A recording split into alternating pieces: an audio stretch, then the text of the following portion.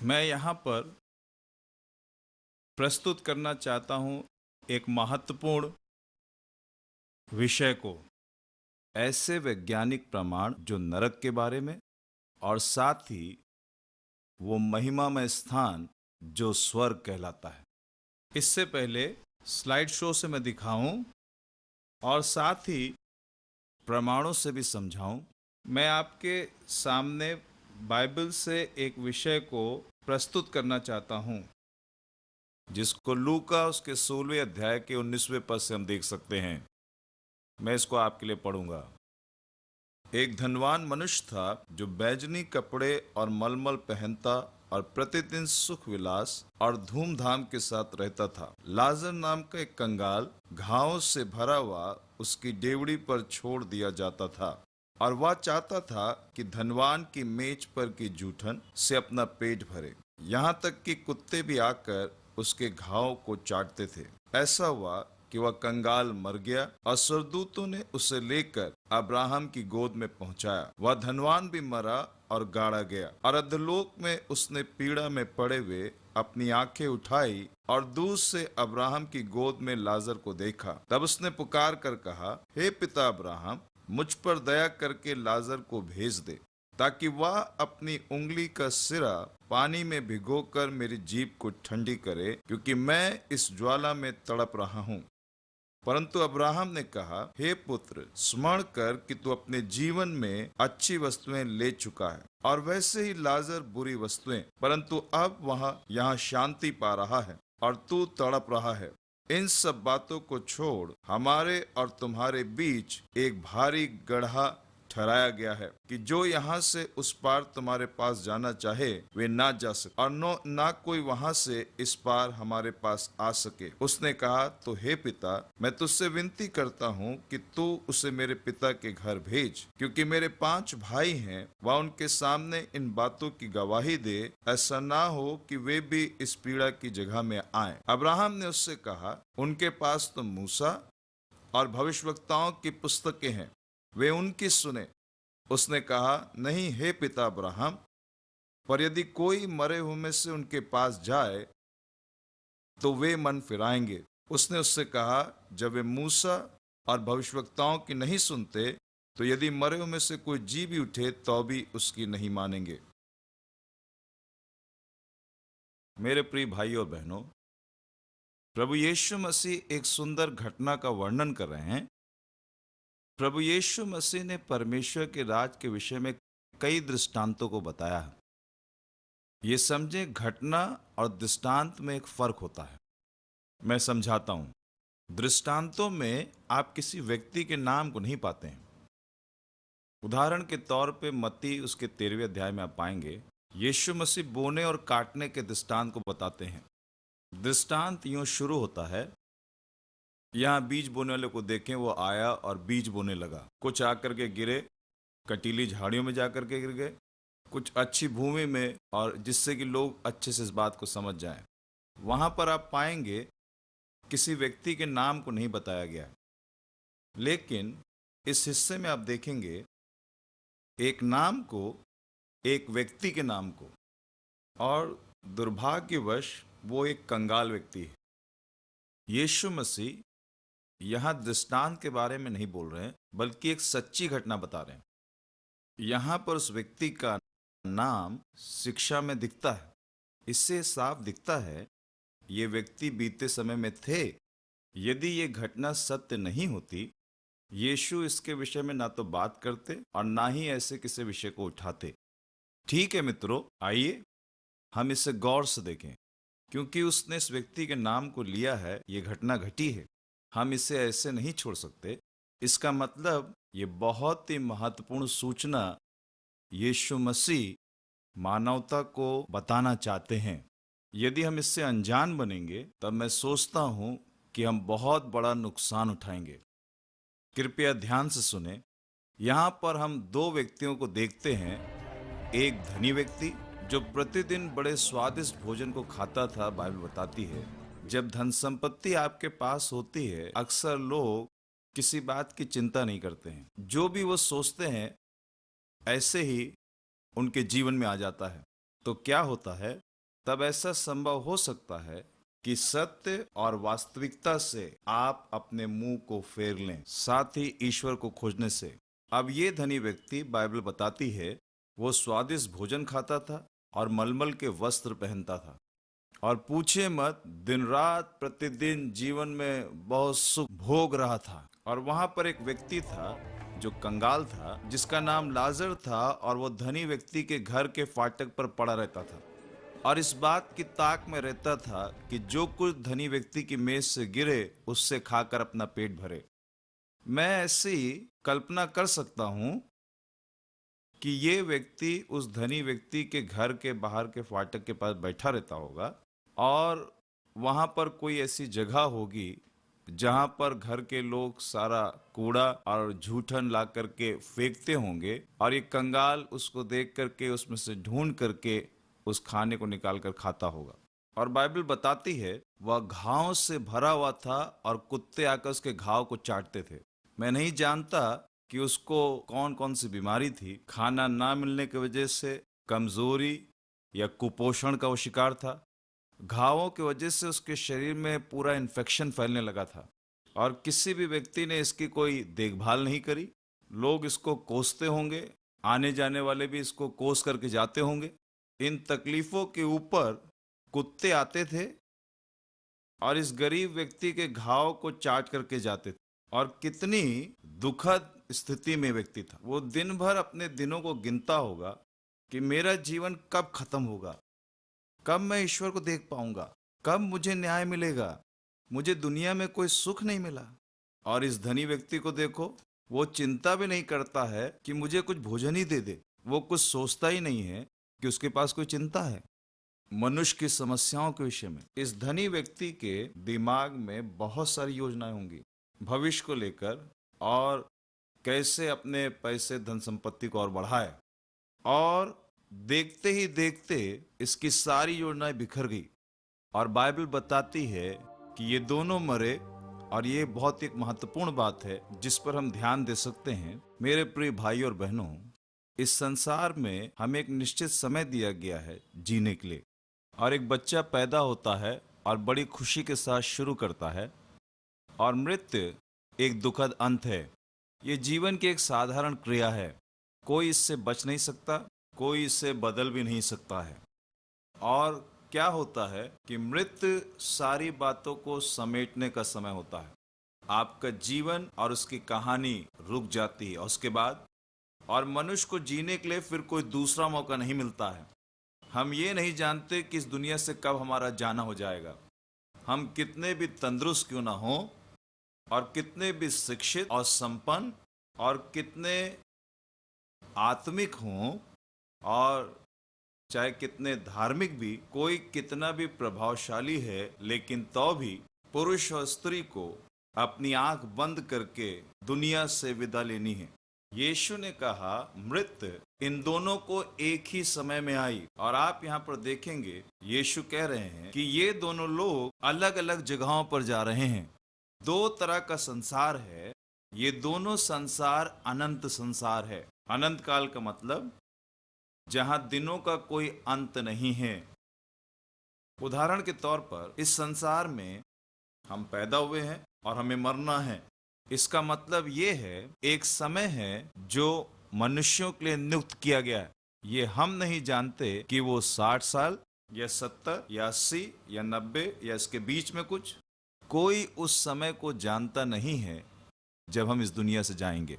अचानक ही हमें अपनी आंख को बंद करना होगा। हो सकता है अपने शरीरों में बीमारी के कारण शरीर घुलने लगता है और वो खत्म हो जाते हैं। और कुछ लोग स्वस्थ और तंदुरुस्त होते हैं, ऐसे समय में मर जाते हैं जिसकी वो कल्पना भी नहीं करते। इसलिए मेरे भाइयों बहनों, और उस समय क्या हो रहा होता है सृष्टिकर्ता ही केवल जानते हैं। कोई भी मनुष्य इसके बारे में कुछ नहीं कह सकता। आप जानते हैं इस संसार में महात्मा, बहुत सारे गुरु, बहुत सारे धार्मिक अगुवे बहुत बहुत बातों को सिखाते हैं। कोई भी मनुष्य सिखा नहीं सकता मृत्यु के बाद क्या होगा। भाइयों बहनों, क्या आप समझ रहे हैं? ये बहुत महत्वपूर्ण बात है। इसका अर्थ ये हुआ, ये बहुत अद्भुत बात है वो जीवन जो मृत्यु के बाद में है। ये बड़ा रुचिकर है, हर एक को इसको जानना चाहिए, हर एक को इस पर बड़ा ध्यान देना है। वो पुरुष और स्त्री बहुत निराशा में पड़ जाएंगे अगर वो इस सत्य को जानेंगे नहीं। यीशु ने कहा, मार्ग, सत्य और जीवन मैं ही हूं। यीशु ने कहा, बिना मेरे द्वारा कोई पिता के पास नहीं आ सकता। केवल वही सत्य है और वही हमको सत्य सिखा भी सकता है। जो यीशु सिखाते हैं वही केवल सत्य है। बाइबल के अनुसार मैंने दो संसार के विषय में बताया। हमने दो संसार के विषय में जाना जो अनंत हैं। इससे हम ये समझते हैं वहां पर कि दिनों का कोई अंत नहीं है, कोई अंत नहीं है, कोई समय सीमा नहीं है, कोई नियुक्त समय नहीं है, बिल्कुल परे है। मनुष्य इसको समझ नहीं सकता, इसीलिए इसको अनंत काल कहा जाता है। अनंत काल या अनंत जीवन यदि मनुष्य स्वर्ग जाता है, या अनंत विनाश यदि मनुष्य नरक जाता है। दूसरा कुरिन्थियों के 5वें अध्याय का पहला पद कहता है, परमेश्वर ने सुंदर अनंत काल का अविनाशी आत्मा को मांस और लहू के मरणहार रूपी देह में रखा। यह केवल एक अस्थायी घर है। जो सबसे मूल्यवान चीज है प्राण और मनुष्य का आत्मा। कृपया ऐसे समझिए, मनुष्य का प्राण और आत्मा थोड़े समय के लिए मांस और लहू की देह में, और परमेश्वर जिसने प्राण और आत्मा को थोड़े समय के लिए देह में रखा है, एक दिन वो उसको बाहर निकाल देगा, और केवल वही बाहर निकाल सकता है और किसी को यह अनुमति नहीं है। यदि मनुष्य स्वयं अपने इस प्राण को ले ले, उसको आत्महत्या कहा जाता है, और अगले ही क्षण उस व्यक्ति के ऊपर परमेश्वर का दंड आ जाता है और उसको पीड़ा के संसार में भेज दिया जाएगा। इसलिए आत्महत्या समस्याओं का अंत नहीं, बल्कि एक बड़े पीड़ा की शुरुआत है। इसलिए ना तो कोई इसका प्रयास करे और आत्महत्या के बारे में सोचे भी। परमेश्वर जिसने जीवन को इस देह में रखा है, केवल वो ही उसको निश्चित समय में निकालेगा, और केवल वही कर सकता है, और हमें केवल उसी को करने देना है। हमें कभी भी अपने जीवन को छूना नहीं है, और एक दिन वो उस प्राण और आत्मा को उसमें से बाहर निकालेगा। ये याद रखें, जबकि प्राण और आत्मा निकाला जाएगा, मनुष्य का जीवन स्थायी है, अनंत है और नाशमान है। मांस और लहू और ये देह खत्म हो जाएंगे। जब कोई मरता है, ज्यादा से ज्यादा उसको 2 दिन बर्फ में या किसी और तरीके से रख सकते हैं, और उसके बाद उसमें से बदबू आने लगती है, फिर आपको उसे दफनाना ही है। लेकिन प्राण और आत्मा अनंत है, ये मरेगी नहीं। इसलिए मनुष्य के प्राण और आत्मा को उस अनंत धाम को पाना है। इसे समझिए, ये अनंत जीवन है, अनंत प्राण और आत्मा है जो कि अस्थायी देह में है। और जब इसको ले लिया जाएगा, तब इस अनंत प्राण और आत्मा को अनंत धाम पाना है। इसके बाद कोई देह नहीं, कोई दूसरी देह नहीं, कोई पुनर्जन्म नहीं, दूसरा, तीसरा, चौथा, हजारवां जीवन नहीं। नहीं नहीं, जो इस दुनिया में हमने किया है उसके अनुसार नहीं है। कुछ लोग सोचते हैं यदि हम बुरा काम करेंगे तो अगले जन्म में हम कोई पशु या जानवर होंगे, अच्छा काम करने से अगला जन्म मनुष्य का मिलेगा। नहीं भाइयों बहनों, क्योंकि बाइबल ये कहती है कि मनुष्य के लिए यह नियुक्त है कि वह एक बार मरेगा और उसका न्याय होगा। कोई भी दूसरी बार वाली बात नहीं है कि आप फिर पैदा होंगे, ये केवल एक ही बार है। यही सत्य है। अनंत प्राण और आत्मा को अनंत धाम पाना है, वहीं पर वास्तविक जीवन शुरू होता है। आपको ये समझना है, असली जीवन अनंत धाम से शुरू होगा। ये जानिए, 2 अनंत धाम हैं। कुछ इस तरीके से, ब्रेड के 2 पीस जैसे, सैंडविच की तरह, जैसे 2 ब्रेड के बीच में जैम। जैसे कि ऊपरी हिस्सा परमेश्वर का स्वर्गीय स्थान, नीचे का हिस्सा नरक, और उसके बीच में जो जैम है उसको हम कह सकते हैं, मान लीजिए, इसको मैं केवल एक उदाहरण के तौर पे कह रहा हूं, उसके बीच में एक अस्थायी जीवन। मेरे भाइयों और बहनों, परमेश्वर ने 2 संसार को रखा, ये सच है। चाहे हम इसे समझें या ना समझें, चाहे विश्वास करें ना करें, चाहे इसको हम ग्रहण करें या ना करें, इससे कोई फर्क पड़ता नहीं है, क्योंकि परमेश्वर का वचन ही अंतिम है। क्योंकि ये बाइबल सृष्टिकर्ता के वचन है, ना कि किसी मनुष्यों के द्वारा कही गई बातें। यदि ये मनुष्यों की बात होती तो इसका कोई अर्थ ही नहीं होता, क्योंकि मनुष्य उसकी बातें बदलती जाती हैं। लेकिन हमारा सृष्टिकर्ता आज कल और युगानुयुग एक सा है, और यीशु मसीह आज कल और सर्वदा एक सा है। और वो बदलता नहीं, उसका वचन बदलता नहीं, और उसका प्रेम कभी बदलता नहीं है, और उसका अनुग्रह कभी नहीं बदलता। मेरे प्रिय भाइयों बहनों, सत्य यही है, या तो आत्मा उस अनंत आनंद में या परमेश्वर के धाम जिसको हम स्वर्ग कहते हैं वहां पर जाती है, या आत्मा फिर उस नरक की आग में जाती है। अब इसे याद रखें, बाइबल दूसरा कुरिन्थियों के 5वें अध्याय के 10वें पद में कहती है, पौलुस प्रेरित वो कहता है जो कुछ भी हमने किया उस सब का हमें न्याय देना होगा, इस संसार में रहते हुए अपनी देह में अच्छे और बुरे का। आइए फिर से उस धनी व्यक्ति और कंगाल लाजर के विषय में देखें। हम देखते हैं कि धनी व्यक्ति खूब स्वादिष्ट भोजन को खाते रहता था और कभी भी और सोचता भी नहीं था कि उसे स्वर्ग के परमेश्वर को खोजना है, परमेश्वर और उसके उद्धार को खोजना है, परमेश्वर और उसकी दया को खोजना है।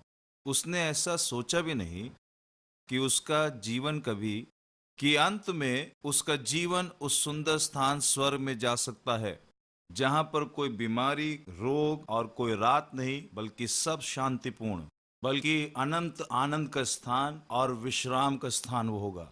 वो सोचता भी नहीं था।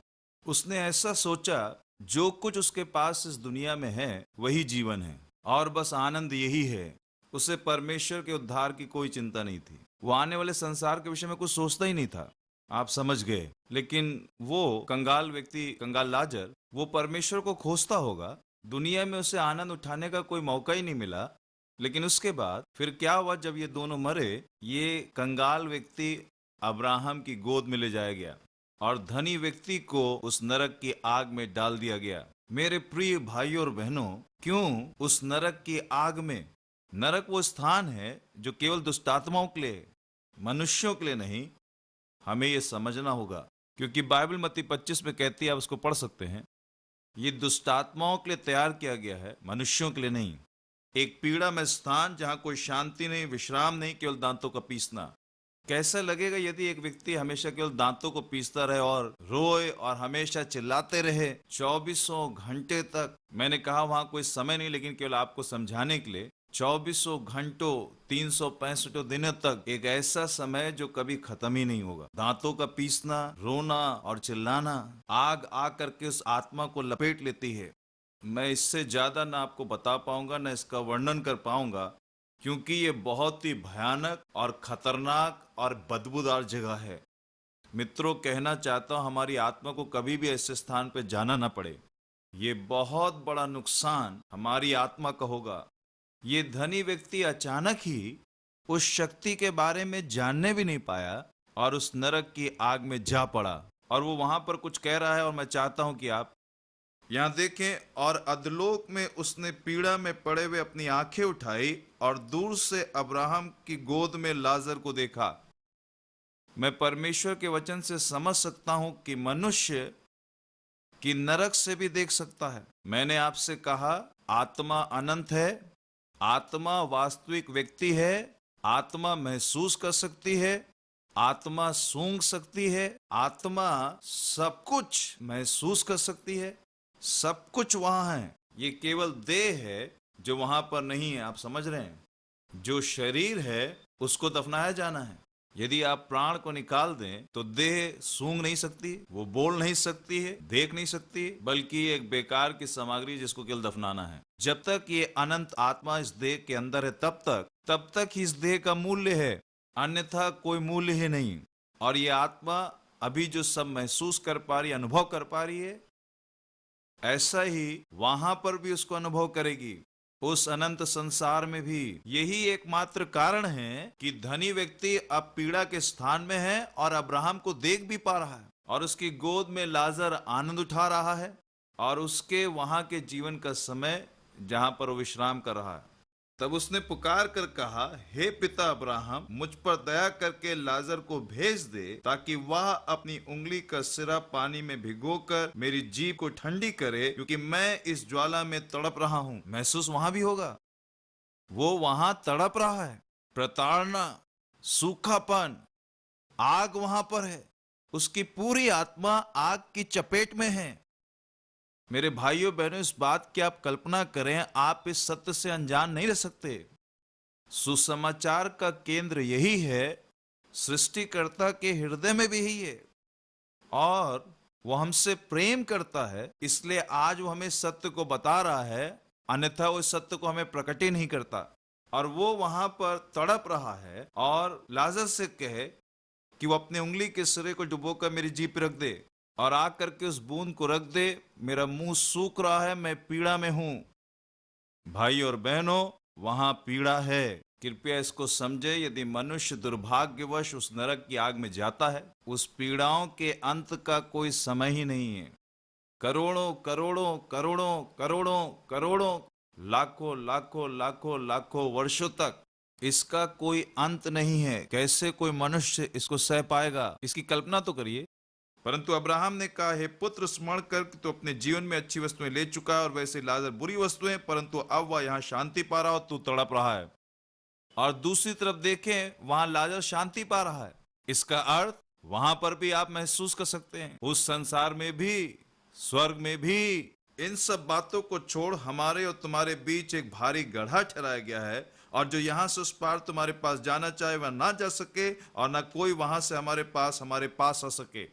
इसका मतलब ये दो स्थान, अनंत संसार, ये दोनों संसार अलग हैं। यहाँ बड़ी खाई है, बहुत बड़ी खाई है। कोई भी मनुष्य स्वर्ग से नरक और कोई भी मनुष्य नरक से स्वर्ग नहीं आ सकता। एक बार गए, बस गए, खत्म। हेलो हेलो मेरे मित्रों, एक बार गए तो बस गए। लगता है कि आप सोचें, इस दुनिया में आप 80 साल जिएंगे। आपके जीवन यात्रा के अंत में मान लीजिए आपको अपनी आंखों को बंद करना पड़े 80 वर्ष में। आंख बंद करते ही या तो आपको ऊपर जाना पड़ेगा या नीचे जाना पड़ेगा। एक बार गए, सब खत्म। वहां कोई स्थानांतरण नहीं, वहां कोई उसका किराया नहीं, ऐसा हो नहीं सकता। आप इसके बीच में यात्रा नहीं कर सकते। प्रभु यीशु मसीह ने स्पष्ट कर दिया, ये न्याय है। ठीक है। इसके बाद यहाँ पर देखें 27वें पद में कहता है, उसने कहा, तो हे पिता, मैं तुझसे विनती करता हूँ कि तू उसे मेरे पिता के घर भेज, क्योंकि मेरे 5 भाई हैं। वह उनके सामने इन बातों की गवाही दे, ऐसा ना हो कि वे भी इस पीड़ा की जगह में आए। उसे सब याद आ रहा है, वो लोग जो संसार में, उसके भाई, 5 भाई। इसका मतलब हो सकता है वो छठा हो, मुझे नहीं मालूम कि वो छठा है, चौथा है, तीसरा है। कुल 6 भाई, 6 पुत्र, और उसमें से एक नरक में है और बाकी 5 भाई अभी भी वहां हैं, और वो याद कर रहा है। इसका मतलब हमें वहां पर बातें याद रहेंगी। मैंने कहा आत्मा, वो मरेगी नहीं, वहां पर भी आत्मा महसूस करेगी, याद करेगी, चख सकेगी, और सब कुछ वहां पर है, जो कि एक अनंत संसार है। 5 भाई वहां पर हैं। वो विनती कर रहा है, लाजर को भेज, वो मेरे भाइयों के पास जाए, संसार में जा करके उनको बताए कि एक पीड़ा का स्थान है जो कि अनंत काल का है, जिसे नरक कहते हैं। उसे क्या जवाब मिला सुने। अब्राहम ने उससे कहा, उनके पास तो मूसा और भविष्यवक्ताओं की पुस्तक है, वे उनकी सुने। उसने कहा, नहीं हे पिता अब्राहम, पर यदि कोई मरे हुए में से उनके पास जाए तो वे मन फिराएंगे। मतलब वो बहुत चाह रहा है। जैसा मैंने पहले बताया कि नरक की आग में पीड़ा है, वो अच्छा स्थान नहीं है। सचमुच ये भयानक स्थान है। दूसरी बात, वो याद कर पा रहा है। 5 लोग जो वहां पर हैं, वो याद कर पा रहा है। और तीसरी बात, कितना ज्यादा वो ये चाह रहा है। और अब नरक में वह पश्चाताप के विषय में सोच रहा है। पश्चाताप के बारे में अभी सोचना है, यानी अभी इस संसार में, अस्थायी संसार। पश्चाताप क्या है? पश्चाताप कुछ भी नहीं, बल्कि इस बात पे बहुत दुख महसूस करना कि क्या हमने किया है। मित्रों, मैं आपको बताऊं, बाइबल के अनुसार हम सब पापी हैं, और हम सब जानते हैं कि हमने बहुत पाप किए हैं। कोई भी इस पूरे संसार में ये नहीं कह सकता मैंने पाप नहीं किया है और मैं एक शुद्ध व्यक्ति हूं। ये सबसे बड़ा झूठ होगा। बाइबल ये भी बताती है सबने पाप किया है और सब परमेश्वर की महिमा से रहित हैं। बाइबल रोमियो की पत्री 3 अध्याय के 10-11 पद में कहती है, यदि आप वहां वचन में देखें, कोई परमेश्वर को खोजने वाला नहीं है, कोई धर्मी नहीं, कोई पवित्र नहीं, सब पापी हैं और पापी को मन फिराना है। पापी को दया पाने के लिए मन फिराना होगा। यदि मैं जान गया हूं जो मैंने किया वो पूरी तरह से गलत है, तब मुझे क्या करना चाहिए? जो मैंने किया उस पर मुझे बहुत दुख महसूस करना है और उसको मानना है। उस व्यक्ति से मुझे कहना है, मुझे दुख है, मुझे क्षमा कर दीजिए। यदि मैं पूरे दिल से कहूं मुझे क्षमा करिए, दया मिल जाती है। बाइबल यही कहती है, जो अपने पाप छिपाता है उसके कार्य सफल ना होंगे, लेकिन जो उसको मान लेता है उस पर परमेश्वर की दया होगी। हालेलुया। प्रिय भाई और बहनों, हमारा ये दायित्व बनता है, हम अपने पापों को माने, पश्चाताप करें, अंगीकार करें। परमेश्वर, अनंत काल का परमेश्वर हमारा सृष्टिकर्ता, किसने बनाया है? हमने नहीं बनाया है। मनुष्य ईश्वर को नहीं बना सकता, और मनुष्य, यदि मनुष्य ईश्वर को बनाए सो ऐसा ईश्वर सृष्टिकर्ता नहीं हो सकता, ईश्वर नहीं हो सकता। हम फिर से पाप कर रहे हैं क्योंकि हम परमेश्वर की आज्ञा का उल्लंघन कर रहे हैं। 10 आज्ञाओं में से जो पहली आज्ञा मूसा को पुराने नियम में दी गई, तो किसी मूर्ति के सामने दंडवत न करना, किसी और ईश्वर की आराधना न करना, मूर्ति खोद करके उसकी उपासना न करना। मेरे प्रिय भाइयों और बहनों, ये वो पाप हैं हमारे जीवन को, हमारी आत्मा को नाश कर रहे हैं। परमेश्वर से ज्यादा हम शैतान की बात मानते हैं। शैतान ने हमें उकसाया है, शैतान ने हर एक तरह के पाप को हमारे अंदर स्थापित कर दिया, हमारा स्वभाव बदल गया, भ्रष्ट हो गया है, और हमने परमेश्वर के विरुद्ध में पाप किया है। हर एक मनुष्य जो इस दुनिया में पैदा हुआ पापी है, उसको पश्चाताप की जरूरत है। पश्चाताप करना है, सच्चे सृष्टिकर्ता की तरफ आना है, सच्चे परमेश्वर की ओर, और केवल वही क्षमा कर सकता है। अपने पापों की क्षमा और दया को पाने के बाद तभी एक व्यक्ति अनंत जीवन में और परमेश्वर के अनंत राज में प्रवेश कर सकता है। अन्यथा एक न्याय उसके ऊपर आता है और वह बाध्य हो जाता है। पीड़ा में वो स्थान जिसको नरक कहा जाता है, जो दुष्टात्माओं के लिए है। मेरे भाइयों बहनों, एक व्यक्ति कैसे शुद्ध हो सकता है? ये प्रश्न चिन्ह है। अब आप कहते हो आप पापी हो, ये ठीक है, मैं सहमत हूं, लेकिन मुझे कोई तरीका बताइए, हम कैसे शुद्ध हो सकते हैं? मैं आपको बताऊं, कोई अपने आप से कभी शुद्ध नहीं हो सकता। किसी भी मनुष्य में अपने पाप को क्षमा करने की क्षमता नहीं है, कोई इसको कर नहीं सकता, केवल परमेश्वर ही कर सकते हैं। यही वो कारण है कि परमेश्वर ने अपने इकलौते पुत्र को भेजा। यूहन्ना 3:16 में लिखा है, परमेश्वर ने जगत से ऐसा प्रेम किया, अपने इकलौते पुत्र को इस संसार में भेज दिया कि ताकि जो कोई भी, बाइबल यहाँ ईसाइयों के बारे में नहीं कह रही, बाइबल कहती है जो कोई भी, जिसमें आप भी शामिल हैं, इसमें मैं भी शामिल हूँ। मेरा जन्म ब्राह्मण परिवार में हुआ, मैं ईसाई घर में पैदा नहीं हुआ, प्रेज गॉड। और 1982 में मेरी माँ आत्महत्या करने पर थी, कोई शांति नहीं और बीमारी की वजह से, और हर एक तरह की समस्या, शारीरिक रोग, मानसिक रोग, दुष्टात्मा का हमला। यीशु को जानता नहीं था, किसी मसीह को जानता नहीं था, बाइबल कभी देखी भी नहीं। सन 1982 के समय तक, फिर वो समय आया जब यीशु मेरे जीवन के अंदर आ गए। मैं परमेश्वर पे विश्वास करने लगा और मैंने यीशु से कहा, यदि आप सच्चे परमेश्वर हैं तो मेरे दिल में आ जाइए।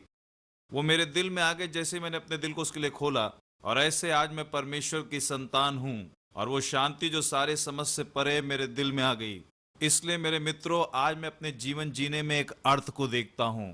अब तक तो मैं अपनी माँ को खो चुका होता, मेरा परिवार नष्ट हो चुका होता, और अब तक हम सब नरक की आग में चले गए होते। इसे याद रखें, कोई अपने आप को शुद्ध नहीं कर सकता।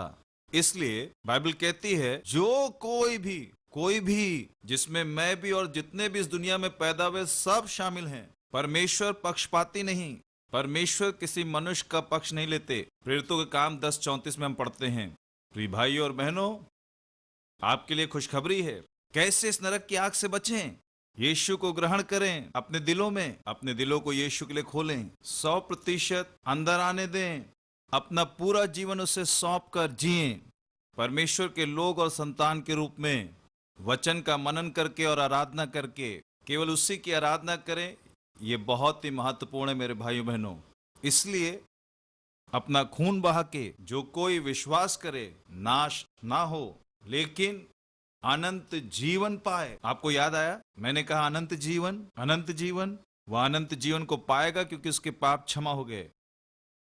स्वर्ग वो स्थान है जो केवल पवित्र लोग के लिए ही है, वो लोग जो प्रभु यीशु मसीह के लहू से साफ हुए हैं। यही एकमात्र प्राथमिकता है स्वर्ग जाने की, जिसके बगैर कोई भी मनुष्य, चाहे दुनिया का कितना बड़ा व्यक्ति क्यों ना हो, चाहे कितना भी प्रभावशाली, सुंदर, संपन्न, चाहे कुछ भी क्यों ना हो, स्वर्ग में प्रवेश नहीं कर सकता। यीशु ने साफ कह दिया, बहुत सफाई से। मेरे भाइयों और बहनों, ये मेरी शिक्षा नहीं है बल्कि उस सृष्टिकर्ता की शिक्षा है और प्रभु यीशु मसीह की। हालेलुया। इसलिए मैं आपको शिक्षा दे रहा हूं। अब वो कह रहा, पिता किसी को मेहरबानी से भेज दीजिए। यदि कोई मरा व्यक्ति जो मुर्दों में से जिंदा हो, अगर वो जाकर, तब लोग सुनेंगे। मित्रों, क्यों वो इतना चाह रहा है? अब क्या हो गया? जब वो इस पृथ्वी के ऊपर था तब तो उसने इसकी चिंता भी नहीं करी। आप जानते हैं, ये सुसमाचार सबको बताना है, हर एक जगह, टीवी के द्वारा, रेडियो द्वारा और पर्चों द्वारा और लोगों द्वारा, बड़ी भीड़ में, कलीसिया के द्वारा और हर जगह व्यक्तिगत गवाही द्वारा लोग सत्य की गवाही देकर आज लोग सुनने की कोशिश भी नहीं कर रहे हैं। लोग ऐसा बोलते हैं, ऐसा सोचते हैं, ये तो धर्मांतरण वाली बात है, ये पागलपन जैसी बात है। लोग सोचते हैं वो इतने बुद्धिमान हैं और वो तकनीक में इतने आगे हैं, ये केवल धर्म की बातें हैं और केवल अपने धर्म को फैलाने के लिए बातें करते हैं। मित्रों, बहुत बड़ी भूल, बड़ी गलती। सारी तकनीक की बातें एक दिन मिट जाएंगी, धरी रह जाएंगी और उस समय में हम सर्वशक्तिमान के हाथों में जा पड़ेंगे। इससे पहले कि आप सर्वशक्तिमान के हाथों में जा पड़ें, इससे अच्छा आप दयालु परमेश्वर के हाथों में जा पड़ें। एक दिन ऐसा होगा कि यही हाथ न्याय करने वाले हाथ बन जाएंगे, जिसे मनुष्य सह नहीं पाएगा मेरे मित्रों। और देखें, और वो कितना ज्यादा ये कहना चाह रहा है, अरे कृपया कृपया कृपया, अगर मैं नहीं, कम से कम वो तो स्वर्ग चले जाएं। मैं तो यहाँ पर हूं, मैं तो जा नहीं सकता स्वर्ग में। आपने कहा वहां खाई है। कम से कम मेरे भाई ये जाने कि एक पीड़ा का स्थान यहाँ है और ऐसा ना हो कि वो यहाँ आकर आग में गिरें, बल्कि परमेश्वर के पास जाएं। अब्राहम ने उससे कहा, जब वे मूसा और भविष्यवक्ताओं की नहीं सुनते तो यदि मरे हुए में से भी कोई जीव उठे तो भी उसकी नहीं मानेंगे, वो विश्वास नहीं करेंगे। तुम्हारा समय खत्म हुआ। इसी तरह से उन्हें भी एक नियुक्त समय दिया गया है और उस समय में सुसमाचार प्रचार किया जा रहा है। अगर वो नहीं सुनते हैं जब प्रचार किया जा रहा है, उन्हें खुद निर्णय लेना होगा कि वो कहां जाएंगे। बस, कोई मनुष्य मदद नहीं कर सकता, कोई किसी को बाध्य भी नहीं कर पाएगा कि वहां जाओ। इसी तरह से मेरे भाइयों और बहनों, मैं आपको सिखा रहा हूं ताकि कि आप अपने जीवन काल में सुसमाचार को सुन लें, कि आप अपने थोड़े भेजे को लगा सकें और बुद्धि को, ताकि आप चुन सकें कि आपके अनंत विश्राम का स्थान या तो स्वर्ग या फिर नरक। परमेश्वर आपके हृदय में ऐसी इच्छा दे कि यीशु को खोजें और उसकी क्षमा को और परमेश्वर के क्रोध और न्याय से इस अंतिम दिनों में बच सकें, कि आप वहां पर स्वर्ग में हो, ना कि उस नरक की आग में। अब मैं जाना चाहता हूं कुछ वैज्ञानिक प्रमाणों से, जिसे मैं चाहता हूं कि आपको बताऊं, एक सुंदर पत्रिका में से बताऊं। ये पत्रिका कोई धार्मिक पत्रिका नहीं, बल्कि एक पेशेवर पत्रिका है जिसका नाम द डिस्कवर है। बहुत से इसके बारे में जानते भी हैं। इस पत्रिका के बाहरी पृष्ठ पर लोगों ने आग की तस्वीर को दिखाया है। एक डेयर डेविल फोटोग्राफर रोमांचकारी दल को दक्षिणी पैसिफिक के सक्रिय ज्वालामुखी को दिखाने के लिए ले गए और एक नाम दिया कि नरक को जाना। जैसा कि मैंने बताया, उस डिस्कवर पत्रिका के बाहरी पृष्ठ पर अगस्त 2002 को इस प्रश्न को पूछा, आखिर पृथ्वी के बीचों बीच में क्या है। यहाँ पर हम कुछ वैज्ञानिक प्रमाणों के साथ साथ कुछ वैज्ञानिक खोज के बारे में जानने पाएंगे। मैंने पहले भी बताया, ये कोई धार्मिक पत्रिका नहीं। वो कहते हैं इस पत्रिका का नाम डिस्कवर है। अगस्त 2002 में एक प्रश्न पूछा गया कि आखिर में पृथ्वी के बीचों बीच में क्या है। हमें इसे पता लगाने के लिए बाइबल में जाना होगा। इन वैज्ञानिक प्रश्नों का उत्तर पाने के लिए विज्ञान परमेश्वर का प्रमाण देता है। विज्ञान परमेश्वर के विरोध में नहीं। दुर्भाग्यवश लोग ऐसा सोचते हैं कि ईश्वर है ही नहीं और केवल विज्ञान है। लेकिन मैं बताऊं, वैज्ञानिक खोज और अन्वेषण परमेश्वर की तरफ से एक दान है, क्योंकि परमेश्वर ने इन दानों को रखा है जिससे इस संसार के लोग सही से समझ पाएं सृष्टिकर्ता और रचने वाले को। पहले इसको जानिए। यीशु मसीह ने इन बातों को बार बार कहा है कि एक आग की झील है जहां लोग जल रहे हैं, रो रहे हैं, चिल्ला रहे हैं, दहाड़े मार रहे हैं, दांत पीस रहे हैं। यदि ध्यान से सुसमाचारों में पढ़ें, आप पाएंगे यीशु मसीह लोगों से कह रहे हैं, लोगों से स्वर्ग से कहीं ज्यादा नरक के बारे में। आखिर क्यों? इसका मतलब ये इतना महत्वपूर्ण है। यदि वो लगातार किसी विषय पे बोल रहे हैं तब वह विषय महत्वपूर्ण बन जाता है, ज्यादा जोड़ दिया गया है। ठीक है, अब इन बातों को आप कई जगह पर वचन में देख सकते हैं। यीशु ने इसका जिक्र मत्ती 18 के 8 और 25 के 41 में किया है।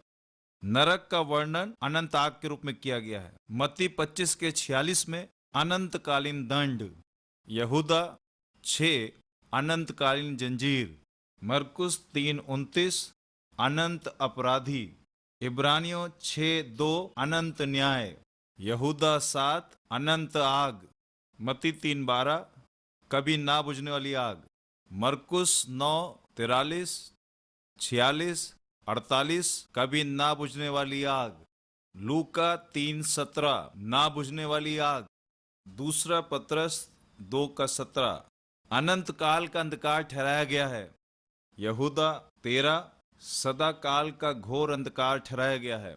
क्यों ये सब वचन के संदर्भ दर्शा रहे हैं नरक को अलग अलग रूपों में? क्योंकि ये वास्तविक है। अब परमेश्वर के वचन की गंभीरता को समझना है, नरक के वचनों को भी गंभीरता समझना है। मरकुस 9:43 कहता है, यदि तेरा हाथ तुझे ठोकर खिलाए तो उसे काट डाल, टूंडा होकर जीवन में प्रवेश करना तेरे लिए इससे भला है कि दो हाथ रहते हुए नरक की आग में डाला जाए जो कभी बुझने की नहीं। यीशु यहाँ ये कह रहे हैं, यदि तेरा हाथ तुझे ठोकर खिलाए, अच्छा हो कि तू अपने एक हाथ को काट दे और स्वर्ग जा, एक हाथ के साथ बजाय दोनों हाथ के। नीचे नरक जाने से अच्छा। इसका मतलब ये नहीं कि वो कह रहा कि अपने हाथ को काट दो, वो कहता है सावधान रहो, यदि आपका हाथ कुछ गलत कर रहा है, अच्छा हो कि उसे छोड़ें, नहीं तो आपको उस कीमत को चुकाना होगा या दंड यानी नरक जाना असहनीय। यीशु ने नरक शब्द का इस्तेमाल किया। कुछ वचन के संदर्भों को फिर से हम देखें। वो कह रहा है कि जहां पर कीड़े मरते नहीं हैं और आग कभी बुझती नहीं है। बाइबल कहती है कि वो कीड़े आग के बीच में भी मरते नहीं और नाश नहीं होते। जैसा कि मैंने बताया कि वो आत्मा अनंत है, जीवित है और आग के बीच में कूद रही है और वो आग कभी बुझेगी नहीं, वो आत्मा कभी नाश नहीं होगी। जैसे किसी कागज के टुकड़े को आग में डालना, या तो आग को बुझ जाना है या कागज को जल जाना है। कागज भी नहीं जल रहा है और आग भी बुझ नहीं रही है। जैसे मान लीजिए आत्मा उस पीड़ा के बीच में हो, तब क्या होगा? देखें 45वां पद, यदि तेरा पांव तुझे ठोकर खिलाए तो उसे काट डाल, लंगड़ा होकर जीवन में प्रवेश करना तेरे लिए इससे भला है कि दो पांव रहते हुए नरक में डाला जाए, जहां उनका कीड़ा नहीं मरता और आग नहीं बुझती। यदि तेरी आंख तुझे ठोकर खिलाए तो उसे निकाल डाल, काना होकर परमेश्वर के राज में प्रवेश करना तेरे लिए इससे भला है कि दो आंख रहते हुए तू नरक में डाला जाए, जहां उनका कीड़ा नहीं मरता और आग नहीं बुझती। मेरे प्रिय भाइयों, यीशु हाथ, पैर, आंख के विषय में कह रहे हैं। ये वो 3 अंग हैं जिससे अक्सर हम पाप करते हैं। हाथों से हम पाप करते हैं, पैरों से सब जगह जाते हैं, आंखों से सब देखते हैं और पाप करते हैं। बाकी शरीर पाप में लग जाता है जब पाप को दिल में जगह देते हैं। जब हम पश्चाताप नहीं करते हैं, ये कुछ और नहीं केवल घमंड है, बलवा करना है।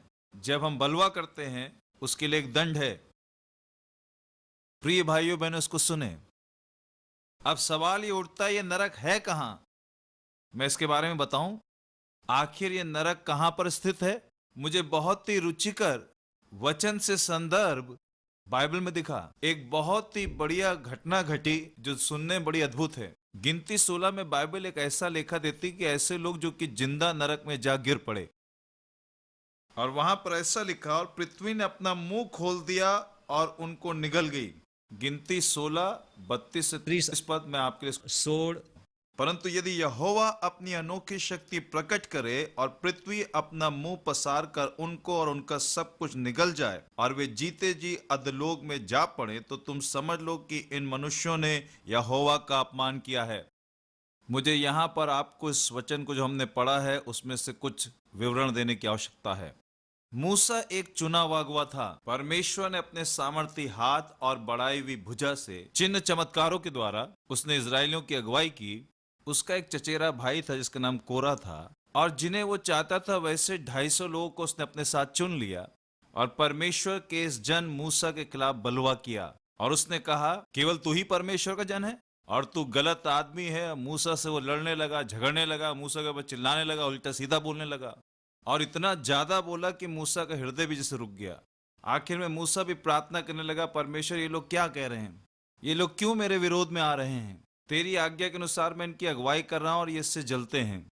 और बाइबल बताती है कि परमेश्वर का गुस्सा और क्रोध इस व्यक्ति के ऊपर भड़क उठा। कोरा और उसके साथ वो 250 लोगों का दल। और बाइबल कहती है कि पृथ्वी ने अपना मुंह खोला, पृथ्वी ने अपना मुंह खोला और उन सबको निगल लिया, और वो भी जिंदा, कोरा और साथ ही उसके 250 लोगों के दल को। मैं चाहता हूं कि आप ये समझें बाइबल क्यों कहती है पृथ्वी ने अपना मुंह खोला। इसका मतलब मैं पढ़ूंगा, और पृथ्वी अपना मुंह पसार कर उनको और उनका सब कुछ निगल जाए और वे जीते जी अधोलोक में जा पड़े। अधोलोक शब्द वहां पर है, वहां दिया गया है। वह ये सब बातें कह ही चुका था कि भूमि उन लोगों के पांव के नीचे फट गई और पृथ्वी ने अपना मुंह खोल दिया और उनका और उनके घरबार का सारा सामान, कोरा के सब मनुष्यों और उसकी सारी संपत्ति को भी निगल लिया, और वे और उनका सारा घरबार जीवित ही अधोलोक में जा पड़े और पृथ्वी ने उनको ढांप लिया और वे मंडली के बीच में से नष्ट हो गए। हाँ मेरे मित्रों, बाइबल फिर कहती है जिन्होंने पाप करके अपने ही प्राणों की हानि की है। मेरे प्रियो, 38वें पद को देखें, बड़े ध्यान से इन पदों को देखें और समझें। पापी, एक ही शब्द, अपनी खुद की आत्मा। आप समझे क्या? इन लोगों ने अपने ही आत्मा के विरोध में कार्य किया और अपने पर दंड लाए। अपने ही आत्मा के विरोध में उनकी आत्मा को पूरा निगल लिया पृथ्वी द्वारा। वे नष्ट हो गए और वे इजरायली संतानों के लिए एक चिन्ह बन गए। हम इससे ये समझते हैं कि नरक पृथ्वी के नीचे है। कुछ और रुचिकर कहानी आपको मैं बता रहा हूं, कृपया सुनिए। नरक पृथ्वी के भीतर है। देखें, इस डिस्कवर पत्रिका में एक और महत्वपूर्ण बात है। ये कोई धार्मिक नहीं बल्कि एक पेशेवर पत्रिका है। इस प्रश्न के उत्तर में पृथ्वी के बीचों बीच में क्या है, जब आप इस तस्वीर को देखें आप यहां पाएंगे कि जो बीच का हिस्सा है वो बिल्कुल अलग रंग में है, जो कि लाल, गाढ़े लाल, फिर पीला और फिर लाल, फिर काला काला काला, और फिर आप पाएंगे उसके ऊपर एक घर को, पृथ्वी की ऊपरी सतह जिस पे इस समय हम हैं, जहां हम बैठे हैं, इस समय रह रहे हैं। और जब कोई इस पृथ्वी के भीतर स्थान में जाता है और आप पाएंगे कि पृथ्वी का तापमान लगातार बढ़ते जाता है, और उसका कारण यही है, वहां पर एक लाली दिखाई गई है। वो क्या है, इसको आप पा सकते हैं, देख सकते हैं विशेष अंश में जिसको मैं तस्वीर में दिखाया है। ये कैसा लाल दिखता है अंदरूनी सतह पर, बाहरी सतह पर, उसकी परत पूरे वाह्य पटल पर। बाइबल स्पष्ट है कि नरक पृथ्वी के भीतर है। आइए इफिसियों 4:9 को देखें, वहां क्या लिखा है। उसके चढ़ने से और क्या पाया जाता है, केवल यह कि वह पृथ्वी की निचली जगहों में भी उतरा था। आप कहेंगे भाई, आप कहेंगे कि आप सारे संदर्भों को पुराने नियम से बता रहे हैं, फिर नए नियम के बारे में क्या है? इसलिए अब मैं आपको नए नियम से बता रहा हूं। इफिसियों 4 उसके 9 पद को देखें। उसके चढ़ने से और क्या पाया जाता है, केवल यह कि वह पृथ्वी की निचली जगहों में उतरा भी था। पृथ्वी की निचली जगह से मतलब, इसका मतलब वहां नरक की आग है, नरक है उस निचले स्थान में। हम ये समझ गए नरक बिल्कुल नीचे है। बहुत ही रुचिकर बात, पृथ्वी की बाहरी पटल तकरीबन 50 मील मोटी है। यहां ये वैज्ञानिक प्रमाण है। एक को 50 मील तक के नीचे जाना पड़ेगा, तब जाके वो आग के किनारे पहुंचेगा। केवल 50 मील। लेकिन समुद्री तट के हिस्से में पृथ्वी की वाह्य पटल 1 मील मोटी है। एक रुचिकर बात को मैंने पाया, जब हम पढ़ते हैं ऐसे पर्यावरण संबंधी नमूनों को, पानी के भीतर जो समुद्री जल है, समुद्री इको यंत्र भूमि इको यंत्र से भिन्न कार्य करता है। ठीक है, अब जबकि एक व्यक्ति पानी के भीतर जाता है, आप एक ऐसे स्थान को पाएंगे जहां सूरज की किरणें आर पार जा नहीं सकती। वो जो विशेष जगह है उसको पर्यावरणीय वैज्ञानिक पुस्तकों में अबीस कहा गया है। अबिसल क्षेत्र। एक चौंकाने वाली बात, अबिसल, ये अबीस शब्द बाइबल में आया है। इसका मतलब जहां पर कुछ भी प्रकाश नहीं है, जहां पर ऐसे कीड़े हैं, ऐसे प्राणी हैं, बड़े मजे से रह रहे हैं, जहां प्रकाश भी आर पार जा नहीं सकता। आप इससे क्या समझे? जब आप पानी के भीतर जाएंगे तब आप पाएंगे अंधकार, और अंदर केवल अंधकार है, और हम उस अंधकार और उस आग तक पहुंचते हैं। ठीक है मित्रों, बाइबल में शब्द अबीस, एबीस, यूनानी भाषा में उसको अबसोस कहा गया है, जिसका शाब्दिक अनुवाद बिना सतह के। अबीस शब्द का मतलब बिना सतह के। किसी भी गड्ढे को लें, उसकी एक सतह होती है। यदि किसी गड्ढे को देखें जिसमें कोई सतह नहीं, वो नीचे नीचे नीचे नीचे नीचे नीचे जाता रहेगा, और लगातार ऐसे ही जाते जाते, क्या है ये? अबीस शब्द यही है, बिना सतह के। ठीक। किंग्स जेम अनुवाद ऐसे अनुवाद करता है, ये ऐसे कहा गया है, अथाह कुंड। अब मैं चाहता हूं आप इसे कोरह के समूह के साथ जोड़ें। कोरह और उसके साथ में उसका सारा समूह बस फेंक दिया गया। पृथ्वी ने मुंह खोला और वो सीधे गड्ढे में उतर गए। वो अबिस, वो जहां कोई अंत नहीं है। कितना बड़ा दंड उस बलवा करने के लिए। मित्रों, परमेश्वर के विरुद्ध बलवा न करें। ये ना बोले मैं पापी नहीं हूं। मन फिराएं और यीशु को ग्रहण करें। हम दया को प्राप्त करेंगे और इस गड्ढे में ना पड़ेंगे। ये सारी बातें प्रमाण हैं कि नरक है और अनंत दंड और न्याय। बाइबल में और वैज्ञानिक प्रमाणों में ये बातें लिखी हुई हैं। यदि हम परमेश्वर को ना कहें तब हम ऐसे अनंत न्याय से कैसे बच पाएंगे? कृपया ध्यान से सुने। एनआईवी और आरएसवी में अबीस को ऐसे बताया गया है, मृतकों का अंधकार में स्थान। रोमियो 10:7। मरे लोगों की आत्माएं जिसको नरक की आग में डाल दिया गया है, उनको मरे हुए और दूसरे मृत कहा गया है। एबडॉन, अबीस का शासक। प्रकाशित वाक्य 9:11। एबडॉन।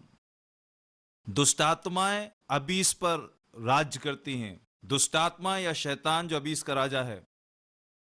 अब आत्माएं उस क्षेत्र में जा रही हैं जहां पर शैतान का राज्य है, जो सताने वाला, प्रताड़ित करने वाला है।